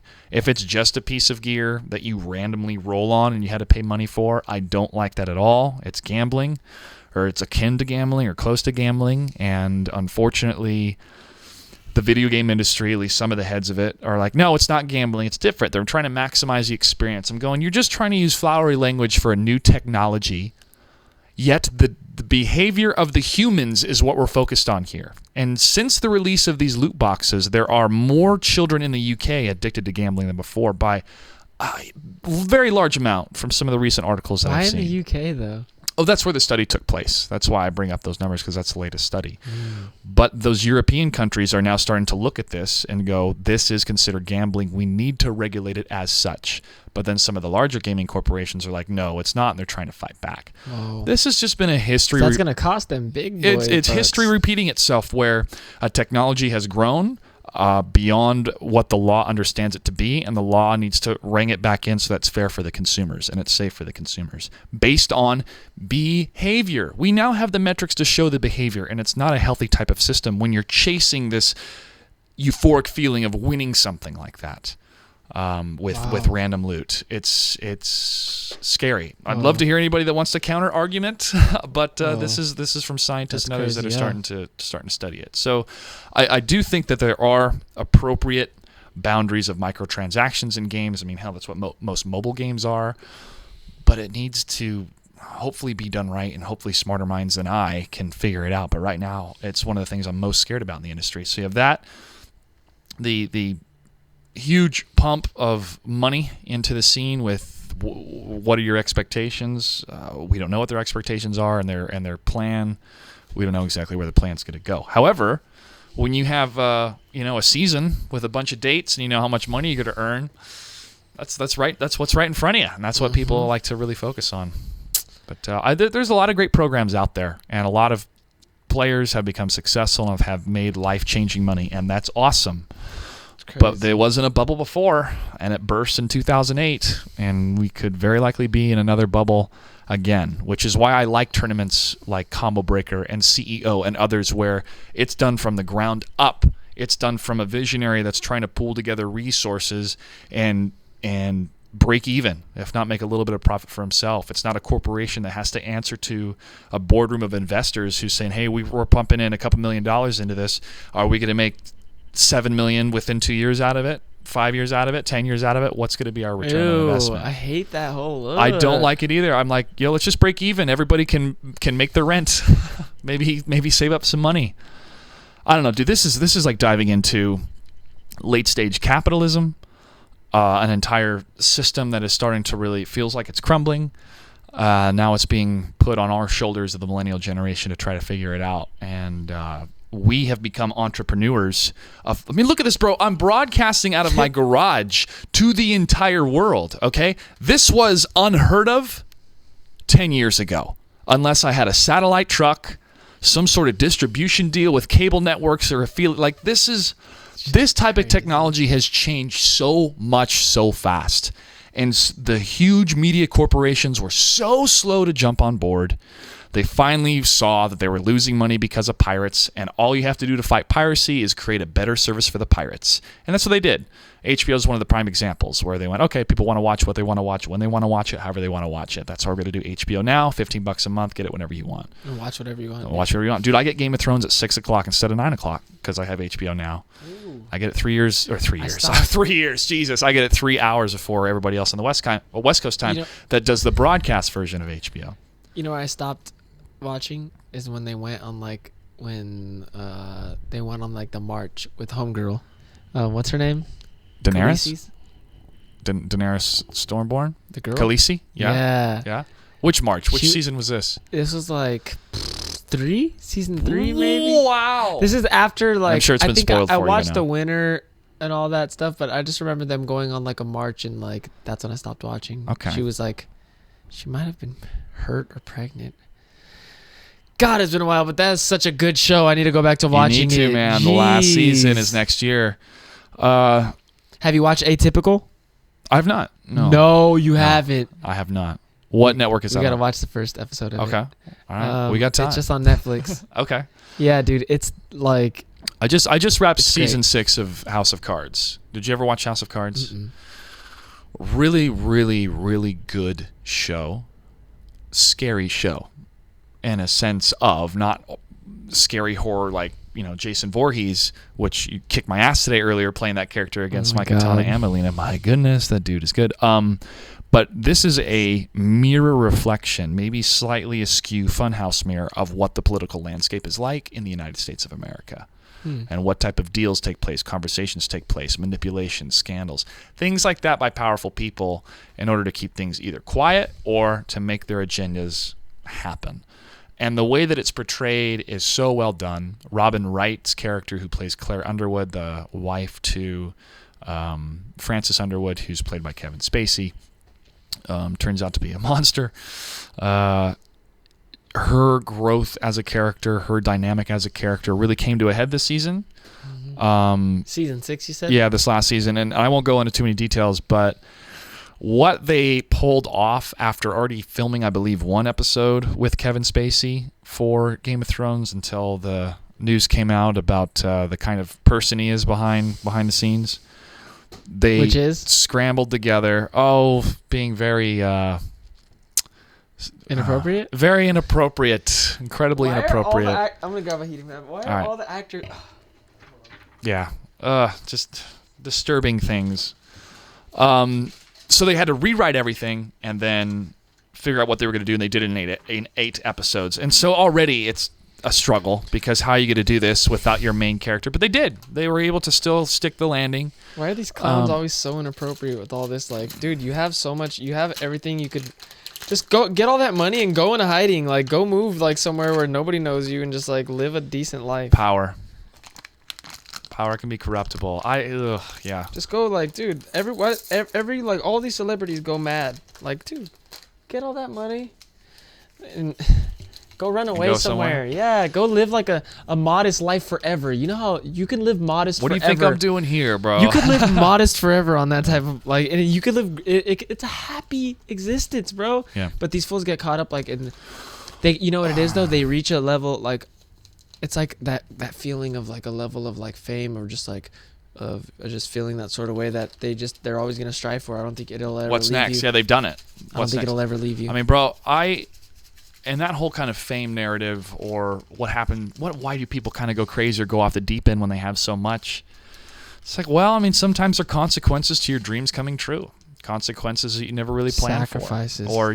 Or little tiny things that you start to slip and then it becomes a big thing down the line. Sucks. It does. That's why you just got to watch yourself, man, and be humble. I like to define being humble as being teachable.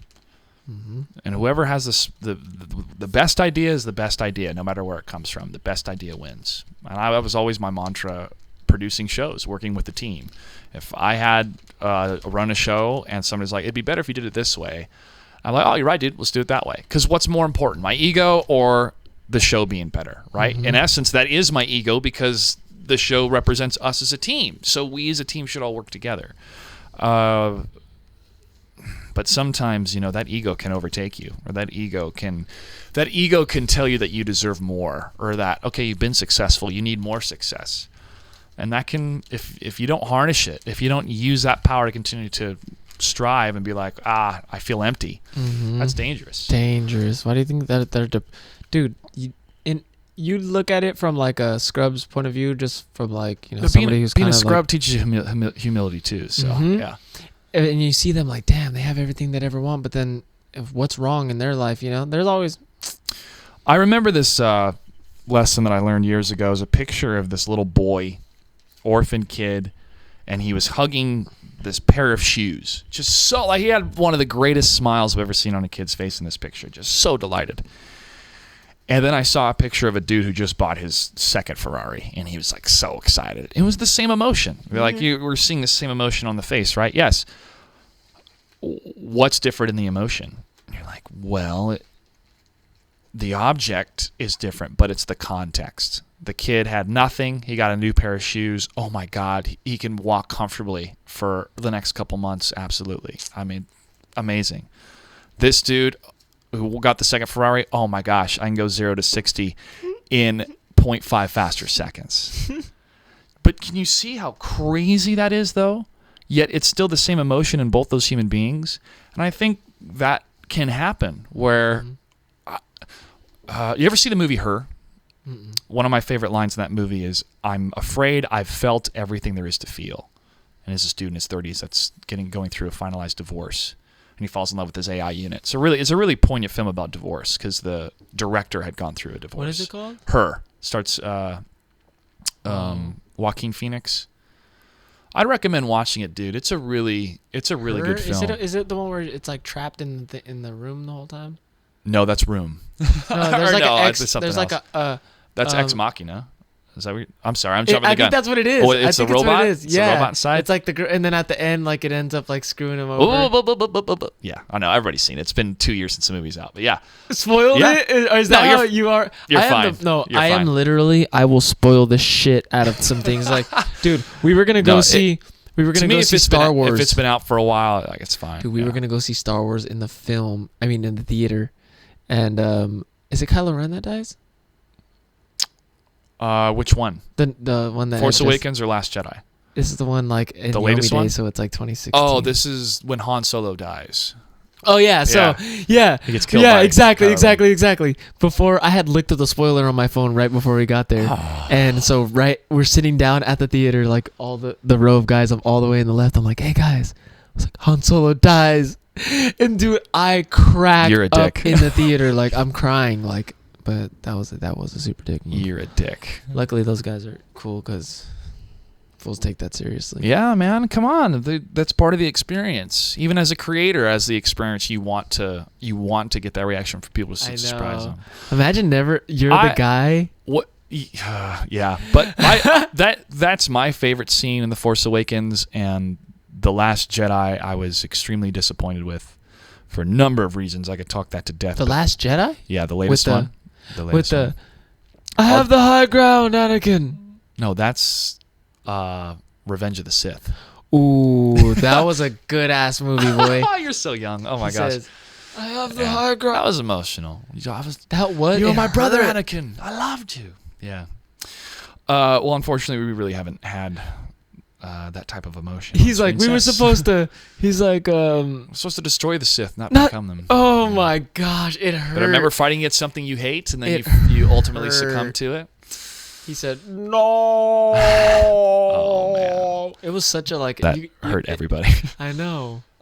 There's now more bad Star Wars films than good Star Wars films, but bro, let me just say this. Let me just say this. Why I was disappointed with The Last Jedi. In Return of the Jedi, Luke Skywalker shows up to Jabba's palace with a plan. With a plan. You know what he had? Have some goddamn faith! That's what he had, man. The Dutch Vanderlyn was in his head. And he walks into the palace. He's got his robe on. He chokes the two pig dudes. He already has the droids in there. And he wakes Jabba up. Or he doesn't wake him up. Bib Fortuna does. He taps him and Jabba wakes up. He's like, oh, whoa. He's like, oh, shit, Luke's here. Okay. I planned for this. And Boba Fett's there. And like the whole posse's there, right? And Luke says, all right, you're going to let my friends go or it's going to be game over. And this is young Luke? And he sees a sister there, Leia, all chained up. Is this young Luke? This is Jedi Knight Luke. This is Return of the... This is like late 20s, early 30s Luke, if that. I don't know. Let's see, 17, 18. No, this is mid-20s Luke. Dude, you know what's After sad? Empire. He's lost his hand to his dad, who he found out. Like, he's been through some shit, bro. He trained with Yoda. He knows all this stuff. So he is there.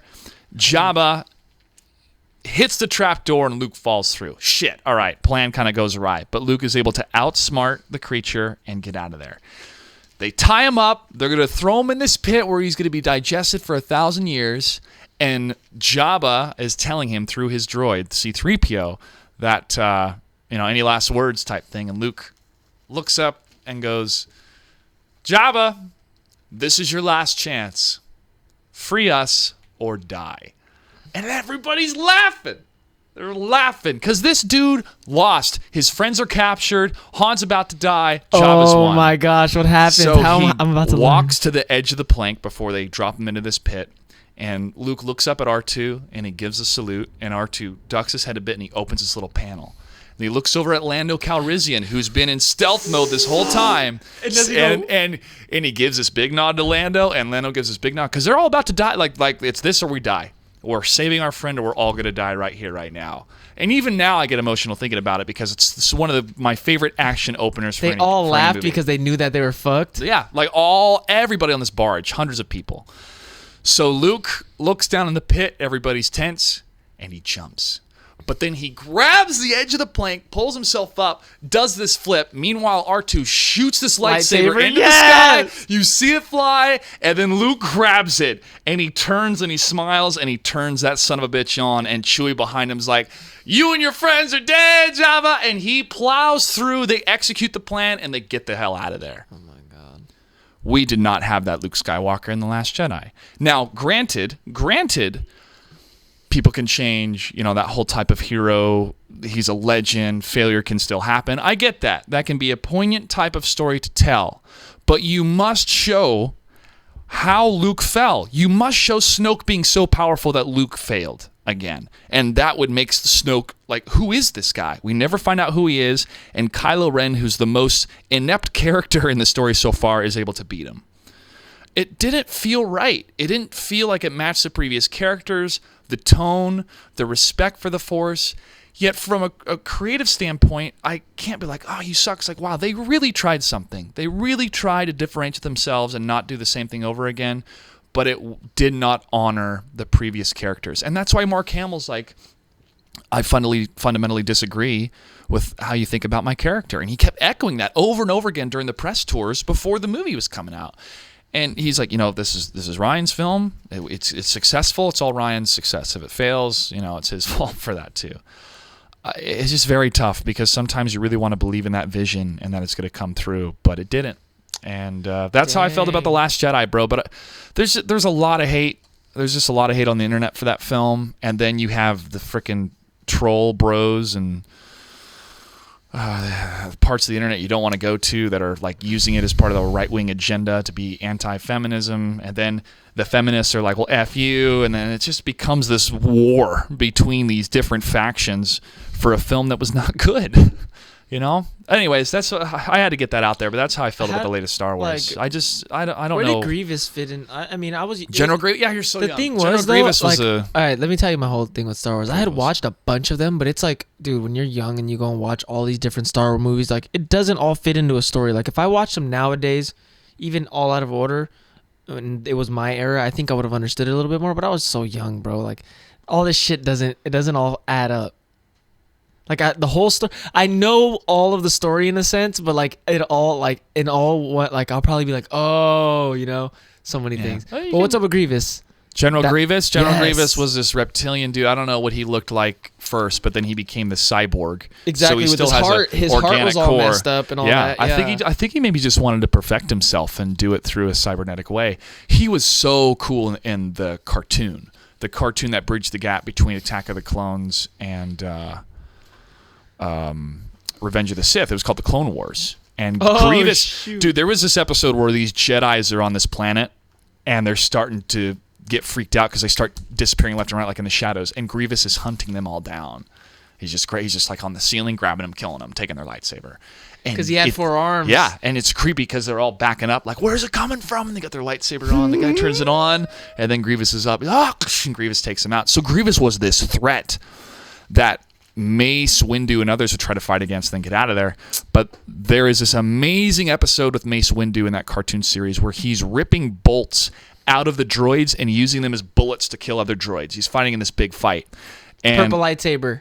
Purple lights. No, he lost his lightsaber because there was they were using these weapons to hit the ground really hard, causing these huge land waves. And one of them, he got caught up in it and he lost the lightsaber. So that's why he just That let me was use so the Force. perfect of a sound effect. Thank you very much. Cousin.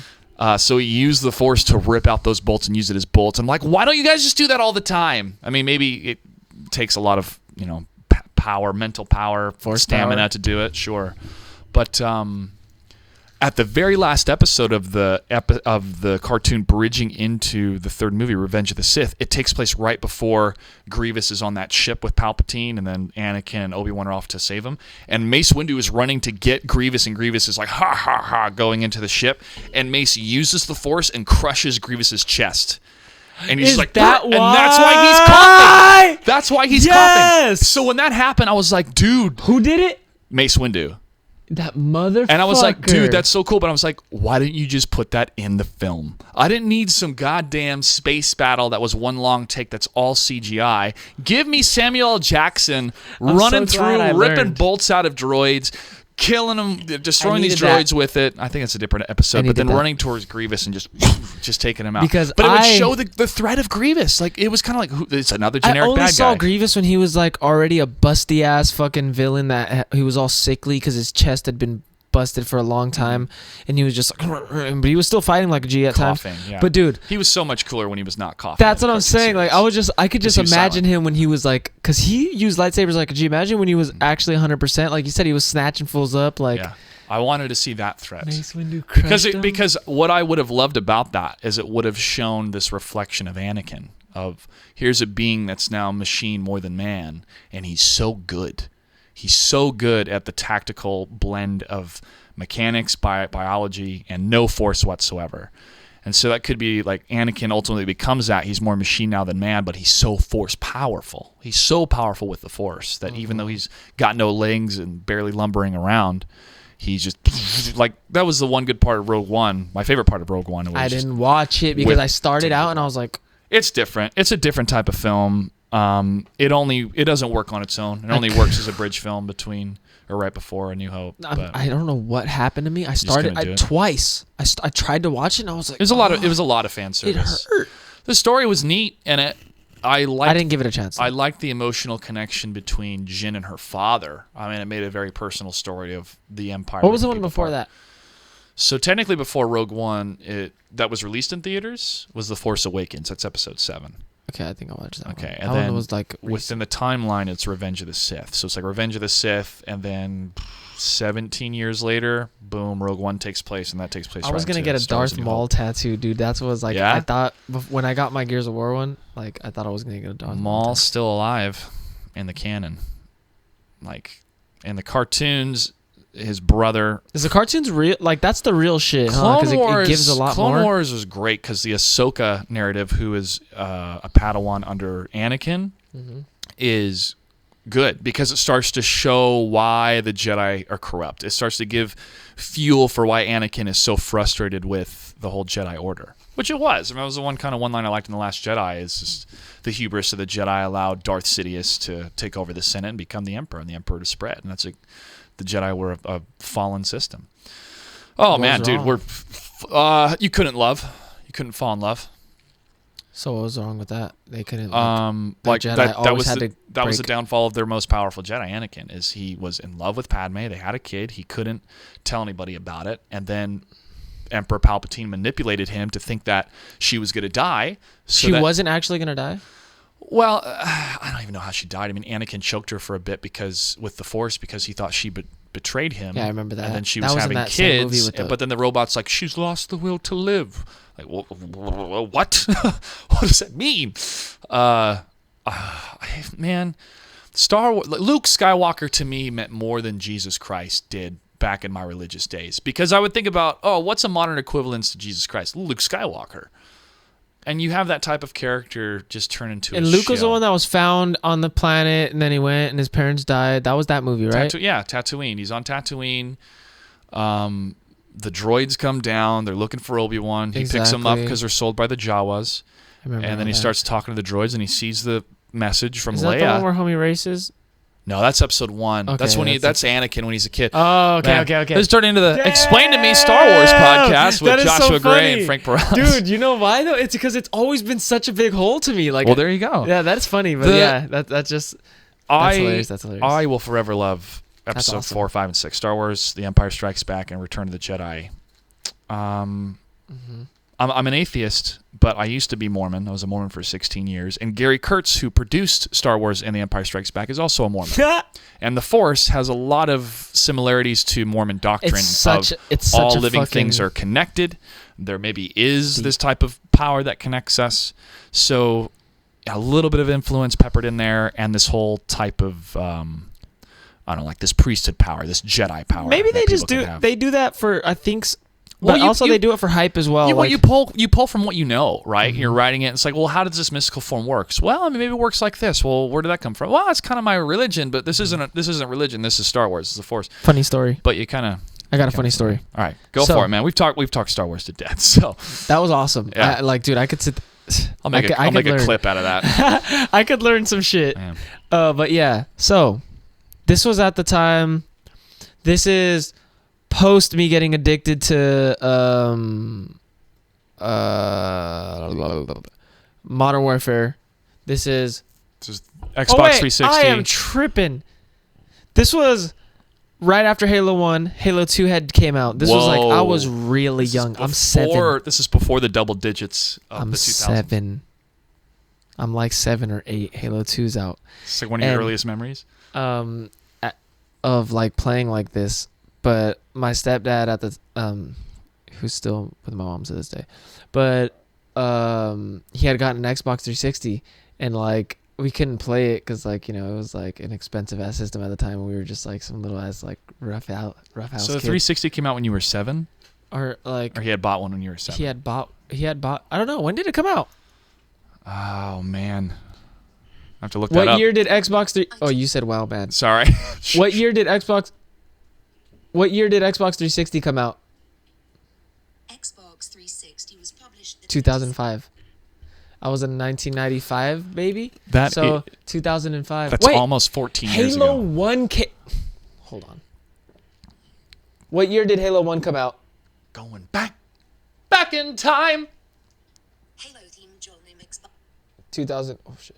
What year did Halo 1 come out? I think it said 2004. I found several for you to choose from. I said Halloween. I'm so bad. Oh my gosh, just type it out. What year did Halo 1 come out?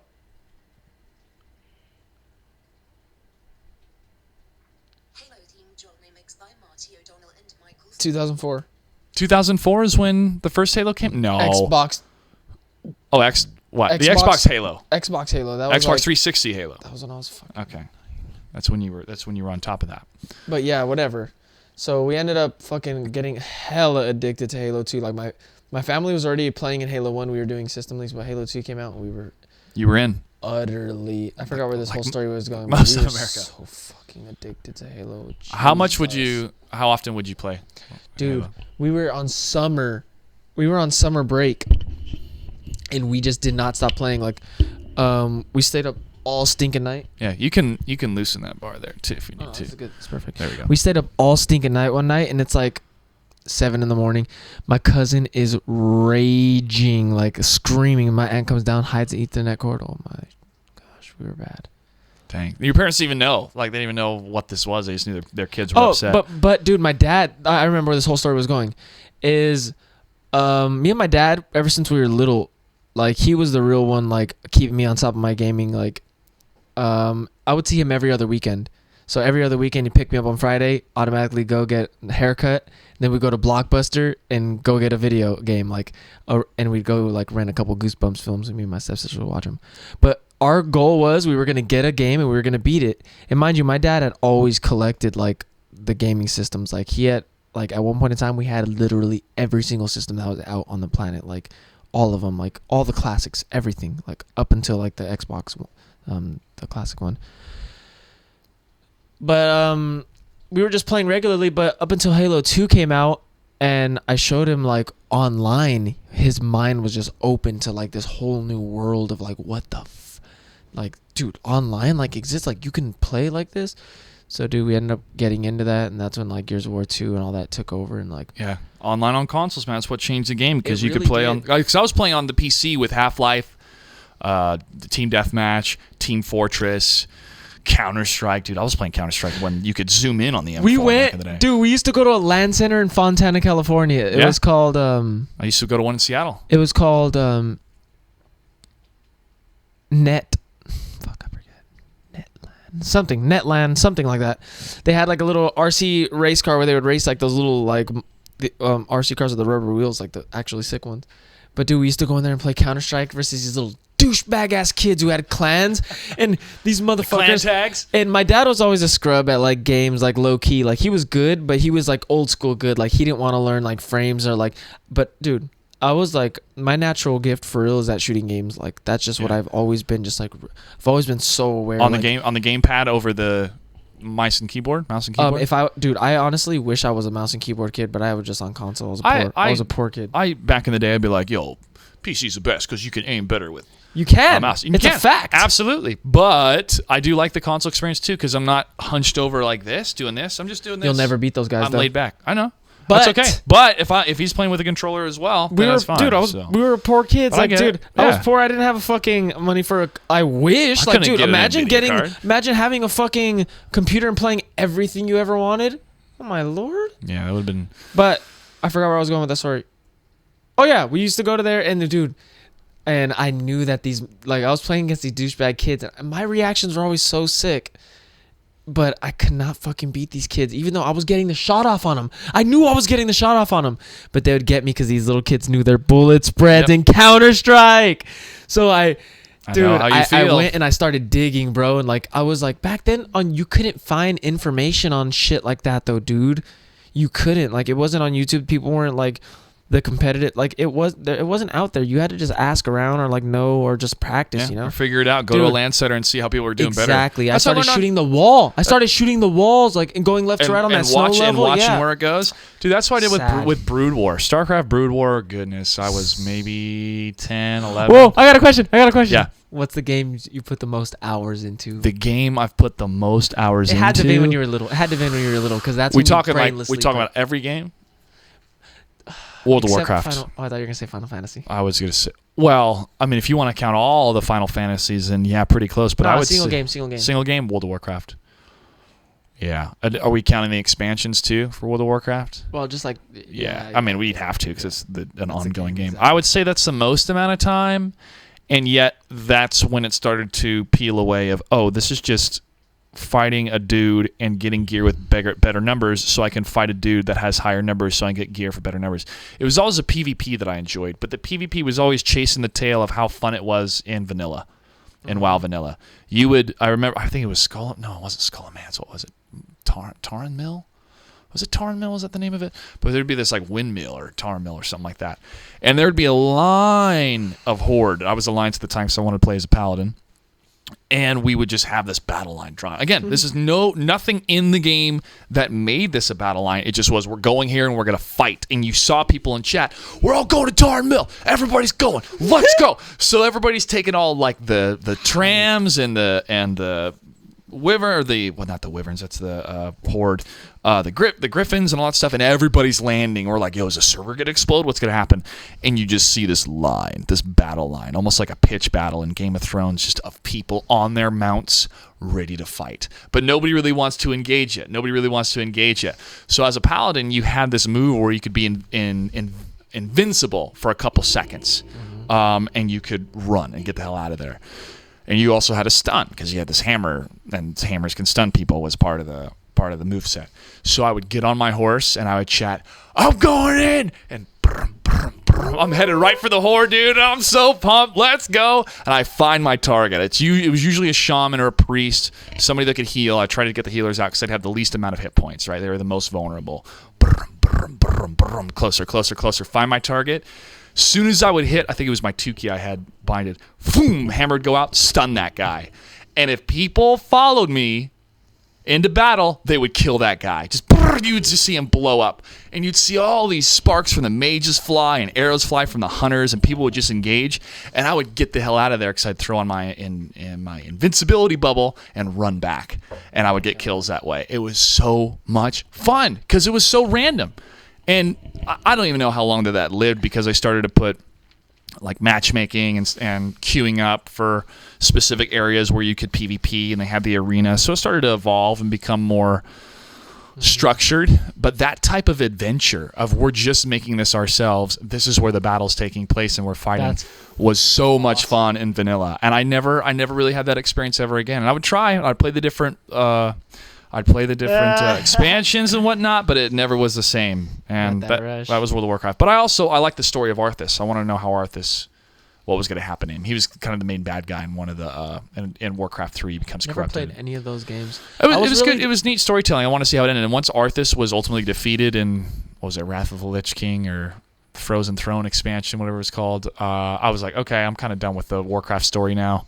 They've retconned things. They've done time travel. I'm like, I'm good for right now. Maybe a new IP or do something else with Warcraft in the future. We'll see. They're doing the remastered version. My ADHD held me back from playing hella games. Like, I could not play the slow games, bro. Like, Pokemon, Zelda. I was like, fuck, this shit's cool, but dude, I cannot fucking. I have to walk. Games. I have to walk to the end. No, I'm done. Yeah, I understand that, but RPGs, I would say the game type is what I've messed with the most. I never see, games. And I'm telling you, I think I would have.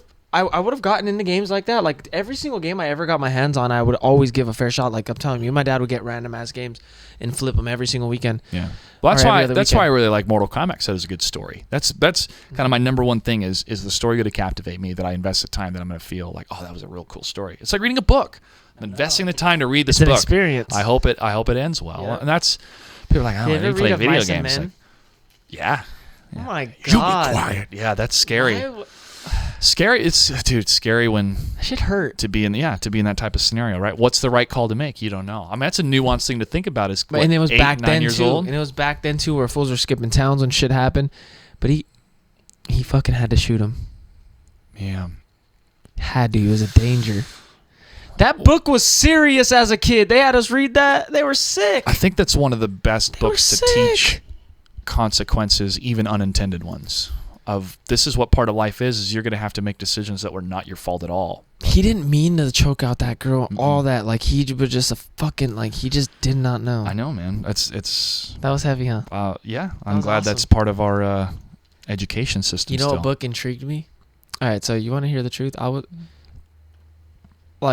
grew up in, like, San Bernardino, California. It was a fucking ugly neighborhood, but all the kids were smoking weed around there. We were young, dude, like 6th grade, and we were smoking like weed here and there, whatever. Well, high school came around, and freshman year, I was always ridiculous in school. Like, dude, I tried hard, and I was like, come freshman year, I had like AP, European, English, all that crap. Oh no, that was sophomore year. But yeah, freshman year we go into the adventure of Odysseus. It was my first period class in English. I'm like, this is the sickest fucking story ever. I was literally looking forward to coming to class and like reading the Odyssey, and I didn't want to spoil it. It was literally a fucking movie. Like, I would come into class like, oh my gosh, like, how is it gonna play out? Like, I wanted to, that it was that got me onto reading, bro. After that, I explored into Goosebumps. I read The Catcher in the Rye because the whole John Lennon thing. Did you ever read that book? Yeah, I did recently, actually. No! Yeah. I read the book Catcher in the Rye in a bar called Catcher in the Rye in Toluca Lake in near LA. Yeah. It's a weird I was sitting there like, yo, I'm going to be meta for a while. And I got a date out of it. I was there reading a book and a woman came up to me and was just like, oh, what are you reading? And she's like, oh, this is so funny. And then she sat with me and we went on 2 dates. That was, dude, that didn't book, click, but it was great. Good book, man.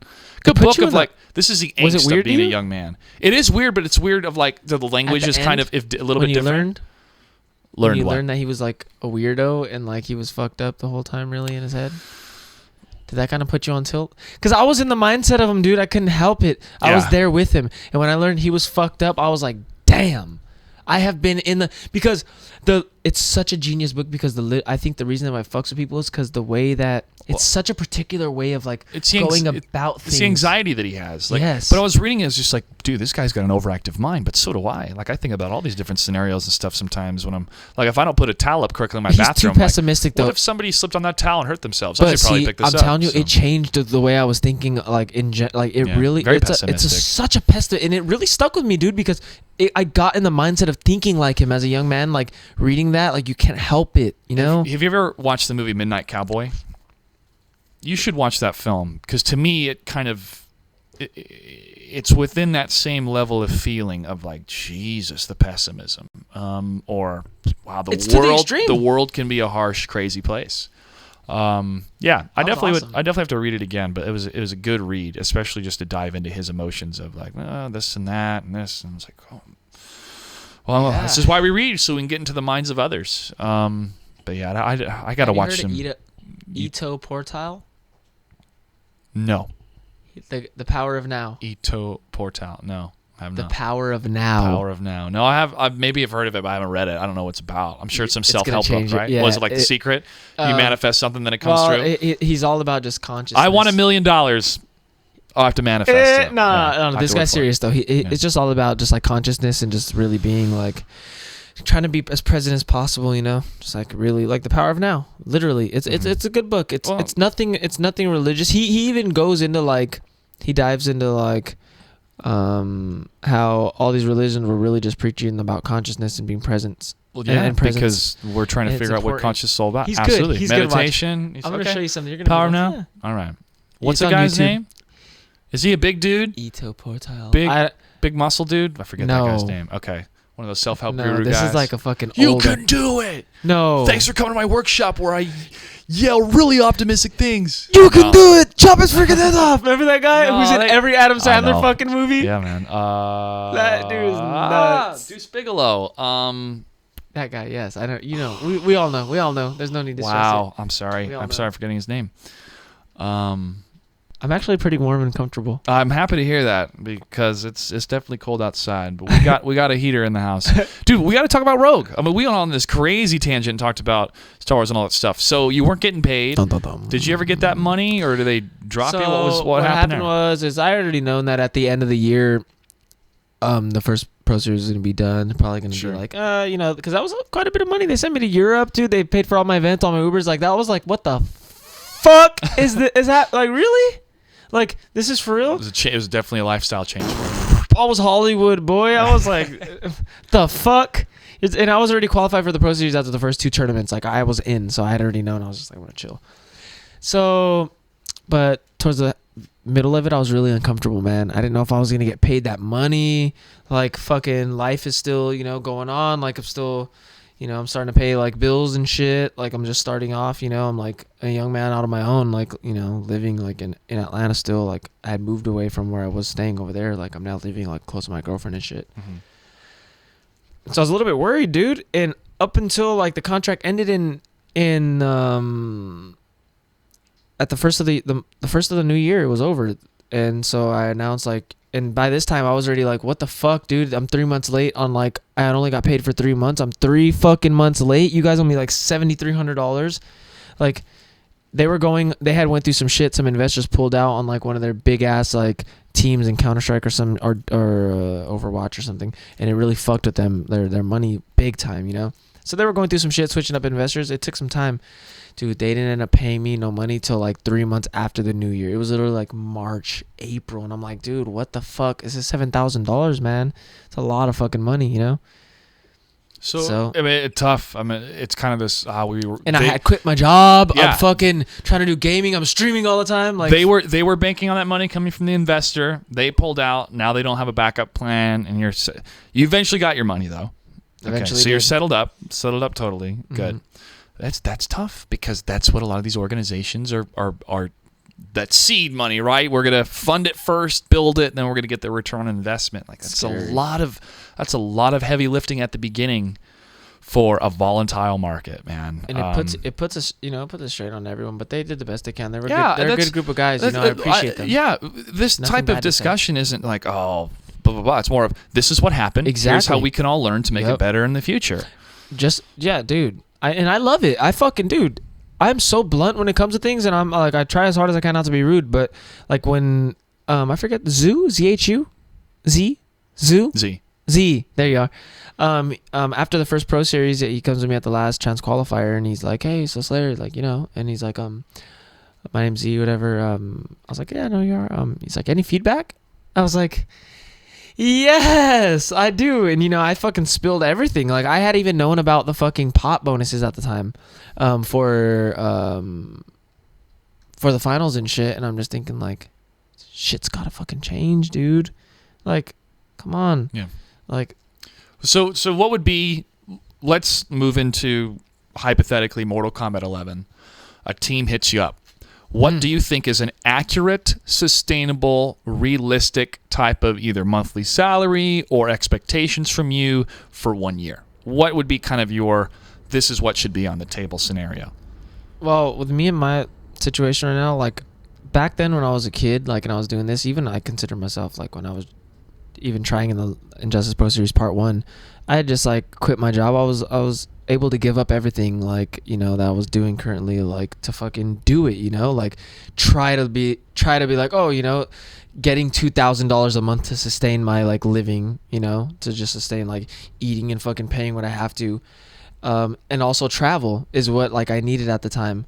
But dude, now it's like it's different. Like I'm not gonna be able to quit my job. Like I'm gonna be going to school, So I think what I'm gonna be grinding. Like I'm gonna be on a similar level of grind. Like I'm not gonna. But it's a part-time scenario, right? You're not gonna be like, I'm not gonna give it all up, but it's gonna take a chunk of part-time work that I'm gonna put in. No, the thing was, I'm still gonna be. I really feel like I'm still gonna be grinding the same, but I'm not gonna put myself in the situation that I was when I was like, like I said back then, like just that's all in. Giving it all, like yes, like because it's not appropriate for me to do. I got fucking bills to pay, dude. But you did it. You know what it's like. Exactly, and I've ground, but now I know like how to grind smart. So I think a realistic thing, because I'm gonna be working full time. Like I don't need money to like to live, So I think if a team hit me up and they're real serious, and I don't think I'm like I'm good. I'm decent on money, I think. I don't think I'll settle for like a little like team, even if it's just like even if it's just all travel that they pay for and they don't pay me any salary. Like I want a fucking good team, and I'm going to hold out, like, and I'm going to floss and I'm going to fucking perform, and I'm going to get like I don't want them to pay salary because I don't want them to feel like, I want to be comfortable. I want them to be like, I got your fucking travel and your hotel and your food and your Uber. And I got all your travel. Don't fucking worry, bro. I got you. Do your thing. Fucking work. I know you're doing your real life thing. Go to school and fucking stream when you can and fucking grind, because I am going to be. Dude, I fucking love Mortal Kombat. It's in my blood, literally. And dude, that's what I want. I just want to be fucking comfortable. I really want a team that's just going to be like, dude, we fucking got you, So removing the stress of your competitive life. If you can reduce the amount of stress it takes for me to compete, exactly, that's good enough. But the thing is, whenever they pay you salary, it's a different fucking ball game. Do you feel this obligation of like, I didn't do well, now I have that writing on me too? No, that's how they feel. It's impossible because, dude, when it's not just an organization, bro. It's a business. There's money behind there. Dude, imagine if the Yankees weren't paid if they lost a game. All right, check it. Let me lay a scenario out for you. MK11 comes out. Let's say, let's not shoot too high here. Let's say it's like Injustice 2 was $20,000 tournaments. How much was the Pro Series? The First finals 100,000. No, because it was 40,000. Oh, for the whole season, it was like 100. At the end. Oh, The finals. for season 1, I want to say it was 50, bro, but I have to go back. There's been so many prize pools. No, dude. Samij won 40,000. Sonic won. So it was 100,000 or 75 something or whatever. But every tournament was 20,000, right? Sure. Like let's say every tournament's 20,000 when this comes up again. How the fuck are these guys gonna make their money back? Even sending dude, unless you're placing like 4th, they're not gonna make any money back. You know what I mean? How the fuck are you gonna get these teams to pay you salary? Why do you think they dropped? They trimmed on Echo Fox, you know? And that's what scares me, man. Is like, it's just hopefully it's not another shit fest. Like hopefully something big happens with. We get some crazy ass exposure and there's some real money, because if not, it's just going to be another round of this. And it's too hard. Dude. Yeah. Well, it's a lot of dreams. I'm not going to be in my life. And like, I got lucky in Injustice too, bro. I was able to quit my fucking job because I took off time from work to do. Thank God ESL invited me, bro. Who the fuck's idea was that? Seriously. Brian Compton, the fucking god probably. Dude, when I got invited there, it was, I know the game came out on May 6th. Mm-hmm. May 16th was Combo Breaker. You guys were doing that show on like May 6th, the day the game came out for ESL. I was like, okay, I'll do the show, but please, instead of flying, I hadn't been home in a year. I was like, instead of flying me home, just fly me in 10 days to Chicago. And then I was like, fuck, I got to get like my last check before I go out there and buy a ticket home. So it all worked out, dude, and I ground hard as fuck, and that's when all that like took off for me in Injustice. I did good at Combo Breaker. But dude, it's gonna be so fucking hard. Like we're gonna need some support this time around. All of us are getting older, man. Like Honeybee has his life together with his fucking the gaming side of his life with his YouTube channel.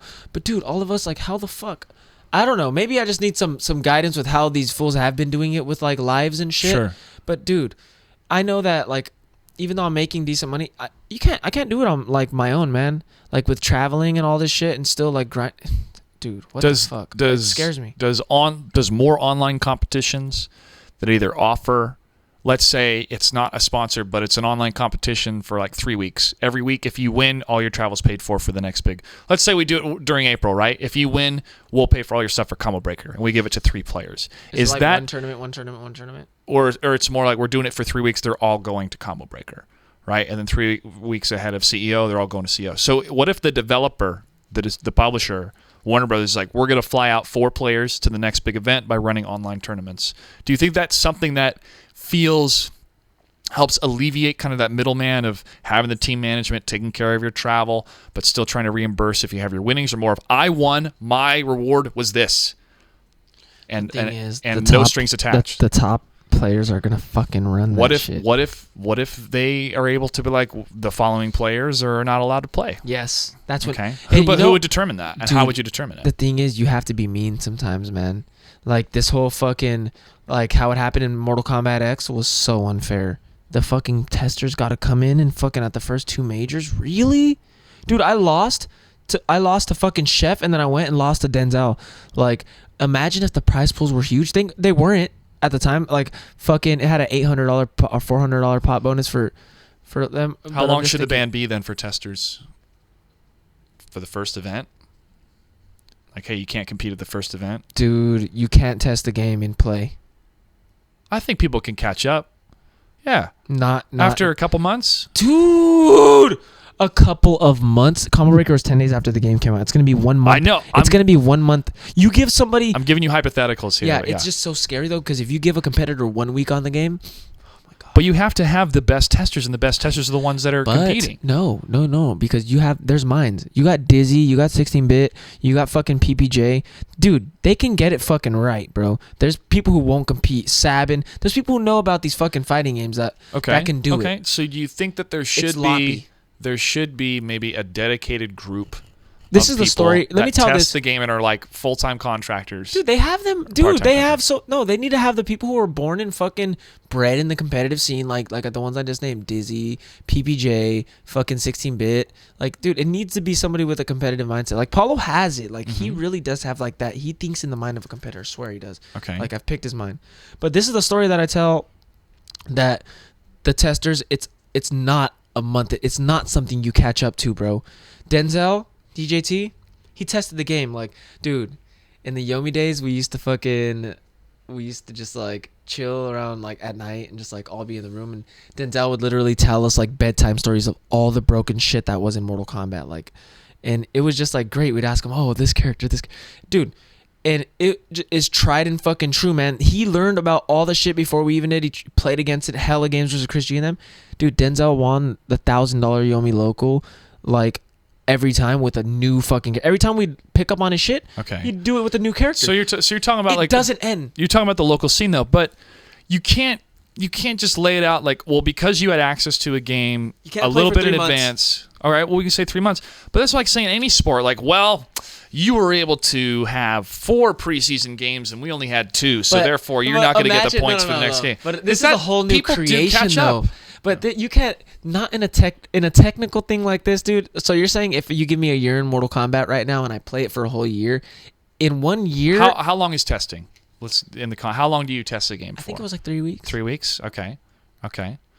So then, isn't it fair that they can't play for 3 weeks after the game comes out? See, then how? It's too much. See, because what's the give it? So you're 'Cause the saying game's So if changing, I played they're Mortal having to Kombat for adapt. 1 year, let's say I played Mortal Kombat X for a year, and then you had a year to catch up, and I was still grinding for that second year, you're still gonna probably get fucked. It's just there's too much. Depends to on learn. skill too. Exactly. Yeah. I know it's a lot. You know to learn. what? I think it was just DJT really like putting the work on us Yeah. because not only was he a better player at the time, but dude, he was picking so many new characters, man. It was J.Gray. When I tell you, bro, But it how was long? fucking hard. But how long was that window? Do you It feel that never window ended. is still there? If he would have kept grinding, like he was grinding, we were all grinding just so, and it didn't, dude. I'm telling you, I'm not stupid, and we're playing I don't- I'm day not saying in that. it. No, I'm not. I wasn't saying you were. And I'm telling you, I played this dude day in and fucking day out, and he just kept the mental advantage over us because he would just switch to something new. He just knew it. It was just he was too deep, dude. Just like Filipino champ, right? He's like, I'm like, dude, what happened? Like, you're not playing MKX? This was like at CEO. And he's like, man, I just like let you guys do your own thing. He's like, I'll never catch up. He's like, you guys will fucking beat me in the game for a whole entire year switching up fucking matchups till I learn. And it's just like, dude, it's fucking true, man. It's just so much. Well, I'm years behind you guys, and I'm starting to take It's a couple so games here scary. and there. No, and it might not be true. It might just all be in my head because DJT fucking scarred me. But dude, Yeah. that gap never fucking closed, man. He kept grinding and we kept grinding. That fucking initial like actual 3 weeks of him just playing. But how and much? Fucking, But how much money did you win in the course of that game compared to him? he won like 3 times as much. Okay. Easy. He was just ridiculous, man. They got top. He got top 8 at both Evos. And like, in your he's mind, just- you can't separate like skill versus he had the advantage at the time. He was, dude. That's an Evo champion. Like we're not Yeah. on the same. Oh, no, like he's he's ridiculous. But dude, I really do think that couple weeks, like, there's no way that you're just gonna fucking like. He would win the Yomi local, and the like he won it 1 week with fucking Kung Lao, and then the next week he went to Jax. Yeah. And I'm just thinking like, dude, this is some tester advantage bullshit. He sat there and played all the characters at a high level with all the other testers before we even got our hands on the game. And then he simmered for months before the game came out. Simmered. Just thinking about it, just like playing, and dude, when the game came out, he was beasting. He beat me and King with Kenshi, like when we Okay. thought he was broke 100-0. Well, I think 3 weeks is fair, or the amount of time they have with the games, the amount of time that they cannot compete That's so after the game sad. comes out. I want to be But a it's tester tough. then. But because it's tough, because these guys are some of the best. You want to see them compete. What if you just had a tester only tournament? I mean, no prize money, but just for the prestige. Yes. I mean, that'd be cool. Yep. In Keep 'em out house, of just it. right there in the Chicago Exactly. studio. Keep those motherfuckers out of the. Like keep them out of the first we'll pay for tournament. you guys. We'll give you a nice little experience as a tester, but you're not going to be able Especially to play at in the the first beginning, man. one. You're gonna give people a legacy advantage. The touch on the game. Well, too. hey, tough shit, man. Sometimes I know how it goes. sometimes it's not fair. Like we can keep making lists. I and guess lists and it's just lists, 'cause but you I gotta- got fucked. You got to rise to the occasion, bro. I mean, some things, and this is just you. This isn't just you. This is just the whole human experience. Yeah, There's people in professions that have been doing it a lot longer than you. I felt inadequate at times because I'm like, who am I to walk into a room with Warner Brothers and say, hey, here's how we're going to do things, and they're the second largest media company in the world. Yet our team made one of the most valuable digital assets Warner Brothers has ever seen. Which was? The Combat class. Brett Billing, myself, and other great people that worked on it. That's great. So don't sell yourself short because they may have that advantage. I understand what you're saying. Yes, when you know the data, you know the characters, and you're going into tournaments where you have even faced up against a Jax like that. You didn't even know he could do it, but he did. I totally agree. There's so many underlying things. To not be able to play the game at all, that's not fair. Nobody's going to test. But you unless know what was beautiful dedicated though? People, so, is over there. We were literally in like a training camp. Like, it's so fucking beautiful thinking about how deep fighting games are in like retrospect. Like, you really focus on, if you're really trying to get good, like the really good people are distinguished like between, like, they're focused on fucking screen placement. Like, even like now it's become interactable. It's like, dude, like, just there's so many little things that separate them. The metered management, like their screen placement, like not only in like footsies, but like where they like choose.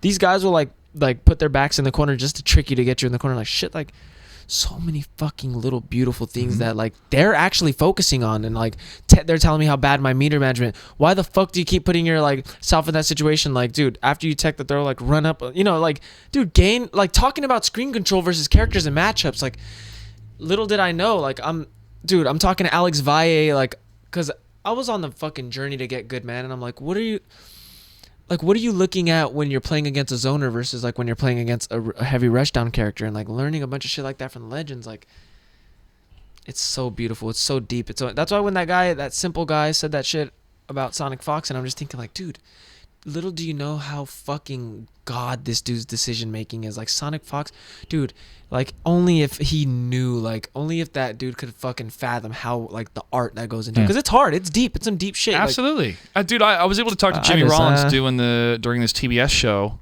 that I did January last year, and I equated fighting games, martial arts.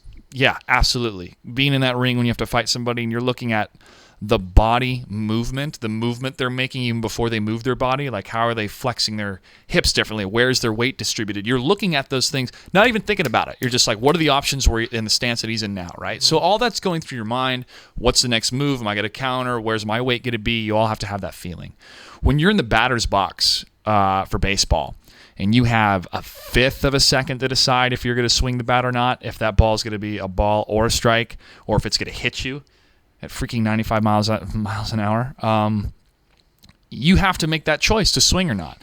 That choice, that repeated choice making over and over again in that very small window of time is what fighting game players do. They just have to continue to make those choices, engage, and not just the character themselves in the game, but also the player. How does that player play that character? What do they do 9 times out of 10 when they wake up? You have to put such heart. It's weird. Absolutely. It's weird. So people are like, well, this isn't a sport. Like, all right, they may not sweat, but the amount of mental fortitude, strategy, end game in order to be the best, bro. I mean, seriously, it's very incredible. And when I started to feel those feelings of correctly blocking strings and then punishing and knowing what that was, like, okay, after he does this, I'm going to do this move because it's only 6 frames. And I knew the concept. I knew what that meant. I was like, I'm learning a new language. It was like I was learning how to play a new instrument, bro.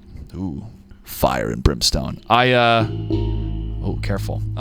Sorry.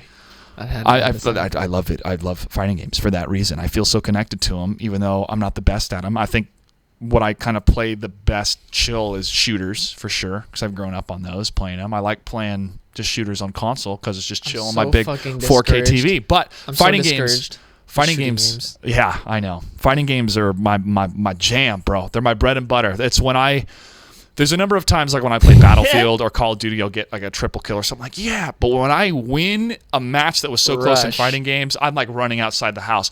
When I won that one set at EVO, that was real, bro. I was up against a Green Lantern that was kicking my ass. I was down 0-2, and then I came back and won 3-2 with a reverse sweep, and I just exploded, bro. That was a great feeling. It's one of the best feelings in the world, and that's why we do this. It's why people compete, because it's incredible. It is. It's an emotional drive. I want to talk about.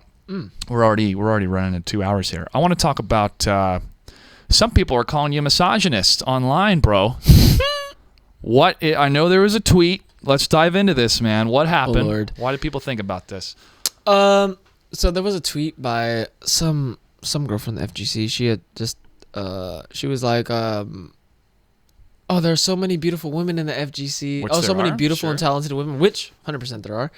And just being a troll, I was just being a troll, just like how I would talk shit to any, like, just in general. But I was just like, oh, too bad they don't make top 8. And I didn't even think too much of it. It was just a funny thing, like, oh, fucking Slayer, you know, just Being whatever. a troll. Yeah. But I came back, dude, and Rick the Hado was the one who kind of really took it off. Like, he replied to it, and like, he was like, he said, I saw a few girls in top 8 of Common Breaker. He's like, didn't see any MF Slayers. And I come back, dude, I literally checked Twitter like 2 hours, 3 hours later, and this shit has like 600 likes. Like, Kayani has replied to it, and I'm like, oh, like, what the fuck have I done? Okay. And dude, mind you, all the girls in the FGC, like, we're all buds. But it was insensitive, and you know, and I did apologize, but it was just a fucking troll. But it did get blown out, and you know, it was a great story, because right after that, like, I went to fucking CEO or whatever it had been, and then I lost the king's girlfriend. So it was like such it was such a storyline. It was a big narrative. You're like, hey, at least it's a good dude, story. But I'll tell you what, I fucking held it like a good sport. Like, dude, come on, like it was just a funny ass story, and my boys, you know, like the guys are talking shit, and like all I could do is just laugh it off. Like, it wasn't meant in bad blood. Yes, it was distasteful, but just like how I got blown up for it, you know, and just laugh it off. So you'd be cheering on any woman that would make top of 8. course, Oh, we all would, dude. We Are you would be serious? going ham, bro. Motherfucker, I've been cheering since fucking Yeah. Sherry Jenick C Viper before I even knew her. Literally, I was just like, oh shit, you know. Come on, I've been. I always kind of cheering for Kayane for Soul Calibur, because I got to watch her Dude, back in the Keanu's MLG days, she's man. too god. She's too god. Very she is good. too god. She's too Very good. fucking god. Yeah, this is a tough time. But the thing is, anything you say, you know. I know, but because But we're dude- all sensitive about this, and we should be, because a lot has changed, bro. In Red Dead Redemption, one of the missions is you're helping women with the women's suffrage movement. Women couldn't vote back. Isn't that fucking crazy to think about, that a woman could not vote in this country? A lot of other things to think about. But so much has changed so quickly that we're trying to find out what the rules are in the essence of the male-female dichotomy of what it is to be human, right? This experience. We have these biological triggers that we're trying to rein in and control. Yet we want to be respectful and make sure that we're, you know, saying and doing the right thing. But yet, you know what, yet sometimes- expressing yourself. So it's Exactly. like, okay, how do we navigate this, right? Dude, it's Anyway, just it was all- insensitive. It's all Yeah, just a learning all right. thing. It's all just a learning experience, you know. Like, dude, everyone who knows, I'm just fucking around. I think misogynist is a little bit too heavy of Yeah, a word for but- that. But all right. Well, thanks for addressing it, Yeah, bro. that was, you know, one love. It's all that. I really, dude, I'd love to see a top 8 female player. We had a Dude. transgender player, Scarlet, that was wrecking nerds in StarCraft, dude, in StarCraft 2. Oh, that was a transit. Oh, go ahead. And she was great Zerg player, Canadian. Everybody's rooting for her. And again, the community really didn't blow it up. Like, oh, she's transgender and this hero. It's like, she's good at StarCraft 2 and she's beating Koreans. And that was always the headline. And part of me was just like, yeah, man, we're not trying to like identify something that's personal to her. The identification is she's an amazing player. Oh, and it just so happens, too, that her story is she's a transgender. Dude, I really do wish that the girls would fucking step it up in the NRS games. Like, dude, we're all here and we're fucking ready to, you know, I want them to, dude. I really dude, since what's her name 88, you remember her? Of course you have to. P-Board's I girlfriend. met her once, yeah. She was fucking godlike, and ever since then, I'm just like, Injustice dude, days, right? I don't give a fuck. These girls, they are mopping. They got the Babality They are tournament going on mopping, right bro. now. Yeah. She fucking after I got top 8 at Evo, I came with Green Lantern. She fucking dusted me, bro, baiting my throws, and I'm like, what the fuck is this? Like, dude, honestly, I was not naturally good at fighting games, man. Like, I was not a Sonic Fox or a fucking Quiggles or like a Dragon. Like, these guys just have some shit where they're just like fucking. But it was just through hard work, man. I'm serious. Like, it took me a long time, and I'm still fucking like, I have some bad tendencies. You're how old again? I'm 23. Yeah. What you're Still growing up, man. But dude, like I'm telling you, I've ground really. I've really cared. You know, I've really tried hard. But it's just a fucking. You have to really fix a lot about yourself to fucking get good at this. That's the journey. You got to keep patience, self-reflecting, taking inventory. Part of it is just when you do something bad, you feel bad and try not to do it again, or don't do it again. Growth. Even better, grow up. growth. Yep. It's crazy. Yeah. And here we are talking about video games, man. And the older generation's like, you guys should grow up. Blah, blah, blah. It's like fuck you. Some 13-year-old kid just made $13,000. Yeah. Tell him to stop playing. Yeah, bitch. seriously. That was like he can't even cash it. he needs his parents' account. No, seriously, dude. There's some 13-year-old won $13,000 playing Fortnite. A 13.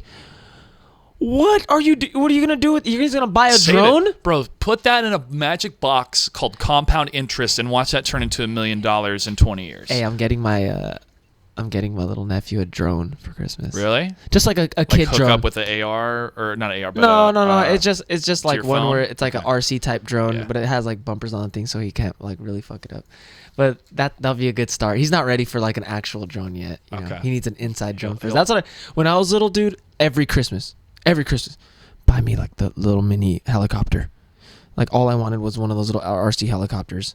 Like, you know, and one time they bought me two, and I was like, "Fuck yes!" Like we are in Winning at there. life. Like I started going super ham. You were and like breaking you were both. like this, bro. You motherfuckers! You motherfuckers! You motherfuckers! Listen. Yes! Yes! Yes! Fuck yes! Yeah, he goes, yes, and then you just fuck yes. Yeah, dude. I love the twins, man. We guys. are so lucky to have twin brothers that have poured their lives into this game that are impeccable commentators, bro. We really are. They are a great brand to have. Incredible fucking Matt. Yeah. No, they don't cuss. Not just in the NRS scene, but just in the They're video great. game competition Yes, scene in exactly. general, man. They bring a presence to a show that I am always delighted to be a part of, bro. And I'm so glad we were able to We're meet blessed them and work with with them. Yes, we are. Hopefully, I'll get Their them on the presence. podcast. I wonder if they want to be interviewed individually or together. Dude, you know they want to be interviewed together. I'll have to get another mic. Yeah. Damn. That's funny. They'll be cheek to cheek anyway. Yeah, I think I can fit him. I think I can fit the Cheeky. space. Cheeky. Yeah, this is all in development. This has been great though, man. This has been awesome. Dude, episode 1, here we are. We're fucking It here. finally Hey! happened. Yeah. Oh shoot. Whoa, careful. We don't want it to all fall apart. It's getting there. Webisode 1. Yeah, but man. What are we gonna eat tonight? Ooh, options. We could. What is our Washington only food? Oh, salmon. I could light a fire in the back and cook salmon using aluminum foil and some spices. That's delicious. Or I could take you to Duke's and have some of the best seafood you're going to find in the Pacific Northwest. I think that's what we're going to do. And we're going to take a lift there so we don't have to worry about driving back in the rain. It's a rainy day here in Seattle. Oh, so Illusions hit me up. Oh, you did? He said, right on, I man. was like, dude, come chill with us early as hell tomorrow. Yeah. Like, because tonight probably won't be the best. Because he He should just come down and join us at Pike Place Market, bro. Walk around, enjoy the day, and then we'll head to the bar around 4, get some dinner, and then head back to because your flight leaves at what, 10? Something like that. So we should be back home by 8. That gives us plenty of time, bro. We'll take the train, no traffic. It'll be good. Anything else, bro? Any shout outs that you want to give as we wrap here? Yeah, actually. 2.5 hours in, by the way. Just We about. are. Hey, Yeah. so dude, this has been great. We got some good talks, honestly. Yeah, but I want to give a shout out to my birthplace, Epic Gamer Productions, Compton. Fucking awesome, man. I could not be happier with how his life turned out. You know, it's a beautiful story. That my fucking man's story. I'll have to have and him on he here. deserves it. He Yep, fucking he does. deserves every piece of because he's great. And it's with all heart, that man. And, you know, his wife should be so proud of him. And his kids are going to grow up and they're going to be so fucking proud of how hard their dad worked. Shout out to that dude. Shout out to all the SoCal guys, man. My trading partners, Tyrant, US Big Boy, all the originals, you know. Chico and all those fuckers. Han. And shout out to, dude, Reno Rax especially, you know, through all the shit and trials and tribulations we fucking went through, man. He changed my life. Like, he shot the shot and got us all out there. And, dude, it turned out the way it did. But, dude, it changed my life. I met, you know, my love. And, dude, it's been such a great journey, you know. Like, met so many fucking souls. Dude, I've seen 40 of the 50 states. Like, I got to see Europe. Like, what the fuck? I'm 23, dude. I got to see the United Kingdom. Like, I've been out there. Like, you know, got to fucking meet all these people. Like, I have friends in literally name everywhere. I have a friend at, like, dude, all over the fucking world, even in the East, like out there in like some crazy ass country, dude. The FGC has been a family, man. And just shout out to everyone, because I was just talking to Zyfox, like, dude, he's like, it's crazy. I was just telling my coworkers, like, any state you could pretty much name, like, we got a homie there that will, like, help you out if you need it, or, like, just because that's how it really is. It's a big fam in the FGC, and just shout out to everyone, because that's amazing. Look at us. We're here right now doing this fucking shit, talking about it. That's right. And we still have plenty of more stories to tell. Ladies and gentlemen, Mortal Kombat 11 is around the corner. I cannot wait. We'll do another podcast before then, most likely, but I need to enjoy the holiday season. I need to keep working on the house, work on the studio, and work at the bar. If you guys are ever in Seattle, make sure to come visit me at Radiator Whiskey at Pike Place Market. You can follow me on social media, Mr. Joshua Gray, on Twitter and Instagram. Where can they follow you, Frank? You can follow me on Twitter and on YouTube at MF Slayer. So follow your boy, MK11. We're going to be going hard. That's MF. right. MF. Thank you so much for tuning in. See you next time. Yo, that